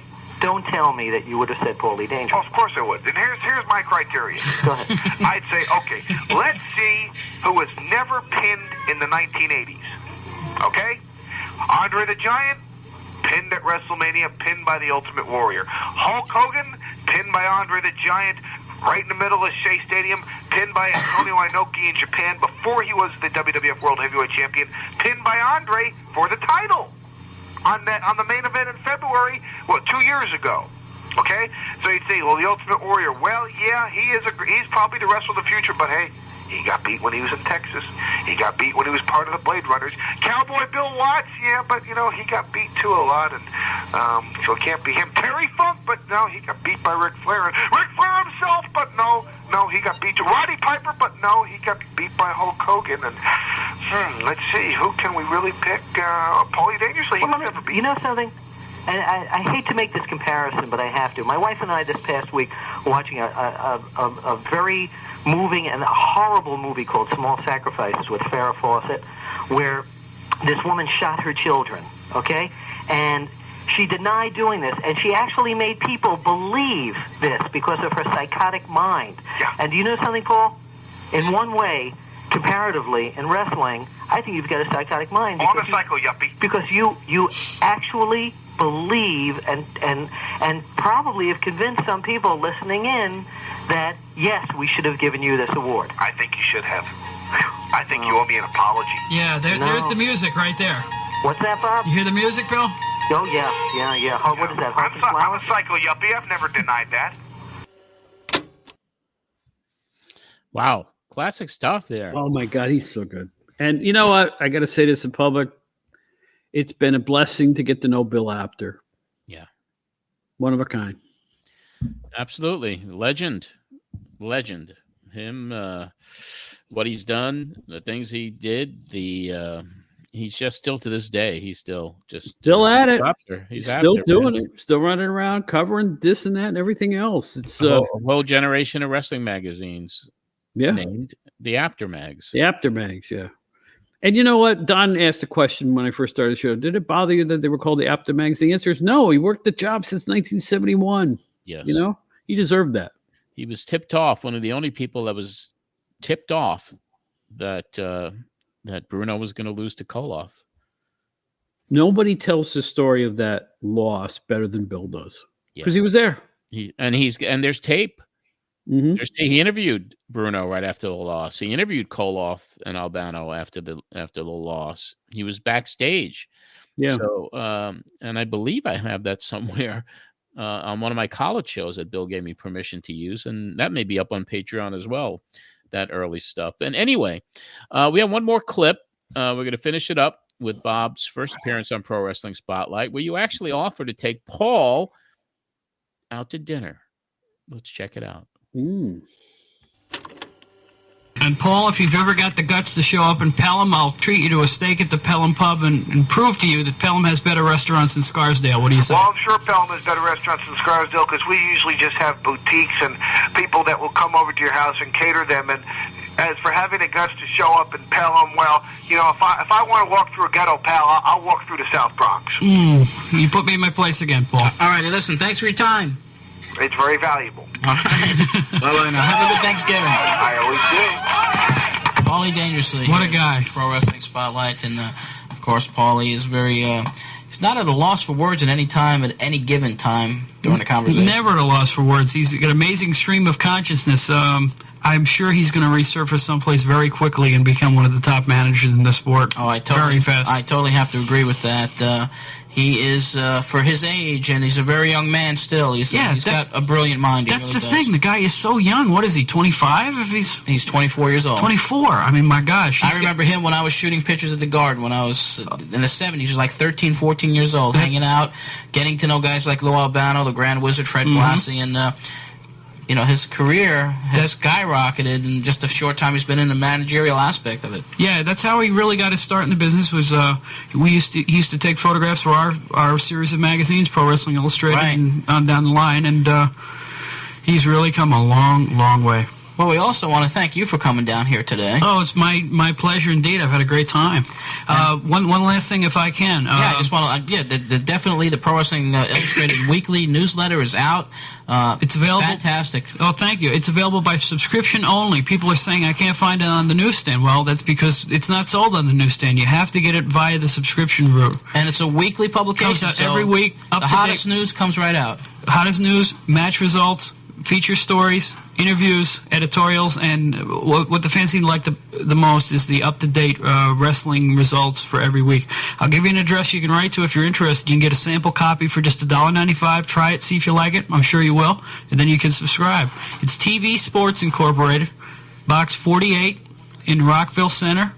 And the zip there is 11571, and we'd love to hear from you. And, John, thanks again. I've had a great time. Well, I appreciate the gift that you brought me. It is a copy of the September 74 issue of The Wrestler, featuring my Fred Blassie fan club, and that was a surprise, and I thank you very much. Oh, that's straight from my personal collection, and that's how I got to know John Arezzi through the Fred Blassie Club, and it's nice to see your career going on so high as it is. We certainly enjoy it here at the Pro Wrestling Spotlight. And good gravy.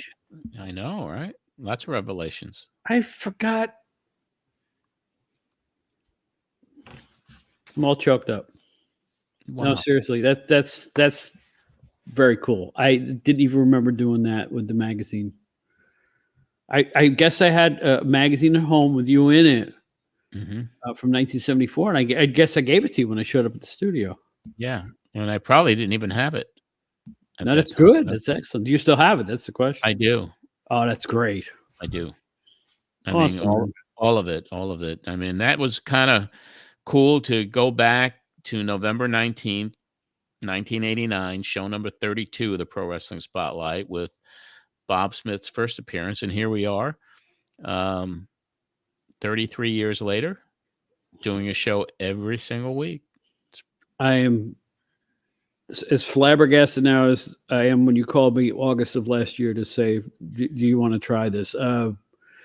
I'm having so much fun, and it's bringing back a different memory, a big memory, every single week we do the show. I don't know what we got going between us, but I've never experienced anything quite like it.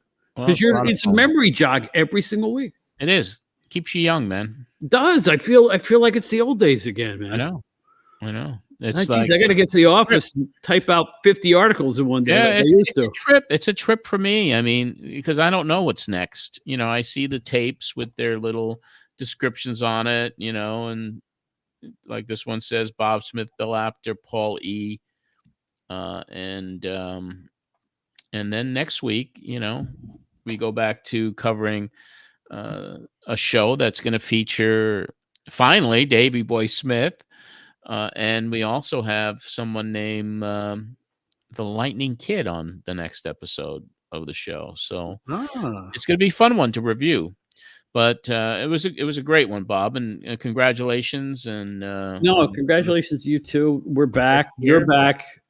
Things are going great with the Gibby Show and your other. It's a lot of fun. Matt Memories podcast. Yep. Onward and upward, and this is going to sound funny for an old fart my age, but I'm hungry. I like this podcasting stuff, and I want to do a little more of it. I think it's time to branch out. No, get serious and really buckle down and see what we can come up with in the next couple of years. I think it's an open dialogue. What we create, what we still have to come. We got a lot more stuff to cover. Oh, we do. It'll be a lot of fun. And you know what? The beauty part is people don't have to wait for everything. There's Patreon if they want to hear the upcoming stuff now. Yes, that's right. Patreon.com/John Arezzi. You can hear the archives. You get these shows early. There's so much other stuff on there that we put up each and every week. It's endless. It's endless. And for those in the know, those 82 members, I think we're up to 83 again. They know that this is a site and this is an archives that is one of a kind. And you can only hear it by subscribing to the Patreon. So go to there right now and check it all out, because you're not going to be disappointed. There's plenty of stuff for you to spend weeks and weeks just listening to old content. And that's what I love. And hopefully some more people will make that decision to join the Patreon. But I know we ran long this week, Marsh. I mean, it's a long one. It's over 2 hours. It's a 2-hour episode, man. I think there was a lot of good meat on it. And I think even the patrons, what they'll get too is the episode that we kind of ran through. You'd mentioned even that you didn't want the show to be originally like a shoot interview type radio show. Yeah. And I felt like you really got the impression of what you wanted it to be in that episode because of the conversations you had with the callers. It felt like friends talking about wrestling, and it was really cool. And you sounded really comfortable and at home and excited to talk about wrestling with people who like wrestling. And that's, I think, the heart of the whole thing. Yep. We gave a little bit to everybody, a little bit of everything. And that's what I love. And I just, it's like Christmas. It's like Christmas every week when I put a new show in the machine and I listen back to it for the first time in 30 years, because I don't listen to these things until I upload them. I mean, they're in boxes. They're literally next to me. There's 5, 6, 7 boxes of cassette tapes. They're all in order, thank God. And then I pull one out and I'm like, oh, wow, look at this. Look at these guests. So that's what you have to look forward to. And guys, before we wrap it up here today, I want to make sure that everybody knows that, Bob, you have a point. Don't forget YouTube, my friend. Oh my God. Yes. The YouTube channel. That's right. Absolutely. YouTube.com/Pro Wrestling Spotlight. Definitely share it with your friends. And I think I'm having a lot of fun adding a little bit of a visual aspect to it. Like Bob's big announcement last week was a lot of fun for me to put together. You made a special post. You made a special post that I shared out there on Twitter, on the Pro Wrestling Spotlight Facebook page, and you had the confetti flying when we announced the new the new handle for Bob. So yeah, that's fun. You're adding so much to it, Marsh, and the little clips that you're pulling and the visual elements to the video podcast. It really is visually appealing, and people are loving it. People are loving it. And our numbers are ticking up. I mean, it doesn't happen overnight, but I'm seeing more views on even the older stuff that's on there. I'm seeing an uptick in what people are now looking for and finding, and the subscribers are still going up. I mean, I think what are we at? Up 1,270, I think, was the last time I checked. We'd certainly like to get more, but each and every week the numbers are ticking up. So that's always a positive thing when more people are discovering you, even if it's 5 or 10 more a week. Right, it still adds up. You know, for you listeners out there, if you're enjoying this, first of all, I'm convinced there's no other wrestling podcast like this. Number two, we probably have an older audience just for the basis of what we do. So if that's the case, tell your friends. Yeah. You know, we talk about social media. So just tell your friend, hey, I listened to this cool podcast. You're really going to check it out. Because you know what? This is kind of unique. And I think once people hear it, they stick with it. And that's all I hear from people that I actually meet in real time. So yeah, we'd like to get some more listeners and some more ears and some more eyes and some more whatever, and to have the fun we're having. Yeah, I get an email every now and then, and you know, I got one this week, and someone said they popped when I said, I think on the last episode, like, I hate the world. Like I just popped over it, and another person wrote and said, listen, I'm not disparaging, but I listened to this. It's such a relaxing show to listen to before I go to sleep. And it's just like the history. Everyone loves the history. And I believe it is correct that our listeners are older. And I think the demographic primarily is over 40 who listens to this show. It has to be. Yeah. Yeah. So I don't know if the people younger than that have a keen sense of history. There's probably a very small minority of them. So, you know, we're serving you, the old time wrestling fan, with memories that took place many decades ago. And it still sounds fresh as it was, as it is today. I mean, when you hear Paulie and Cactus and all the other guests, I mean, with good quality tapes, and they were preserved pretty well, that it is an exciting thing to listen to each week. But you know what? A small part of me has always wanted the show to be a kind of a education for a younger fan, to listen to the stories from days gone by, to check out videotape of 70s and 80s wrestling, just to get a background as to the evolution of what they're watching now. Mm-hmm. I've always you can see the correlations now.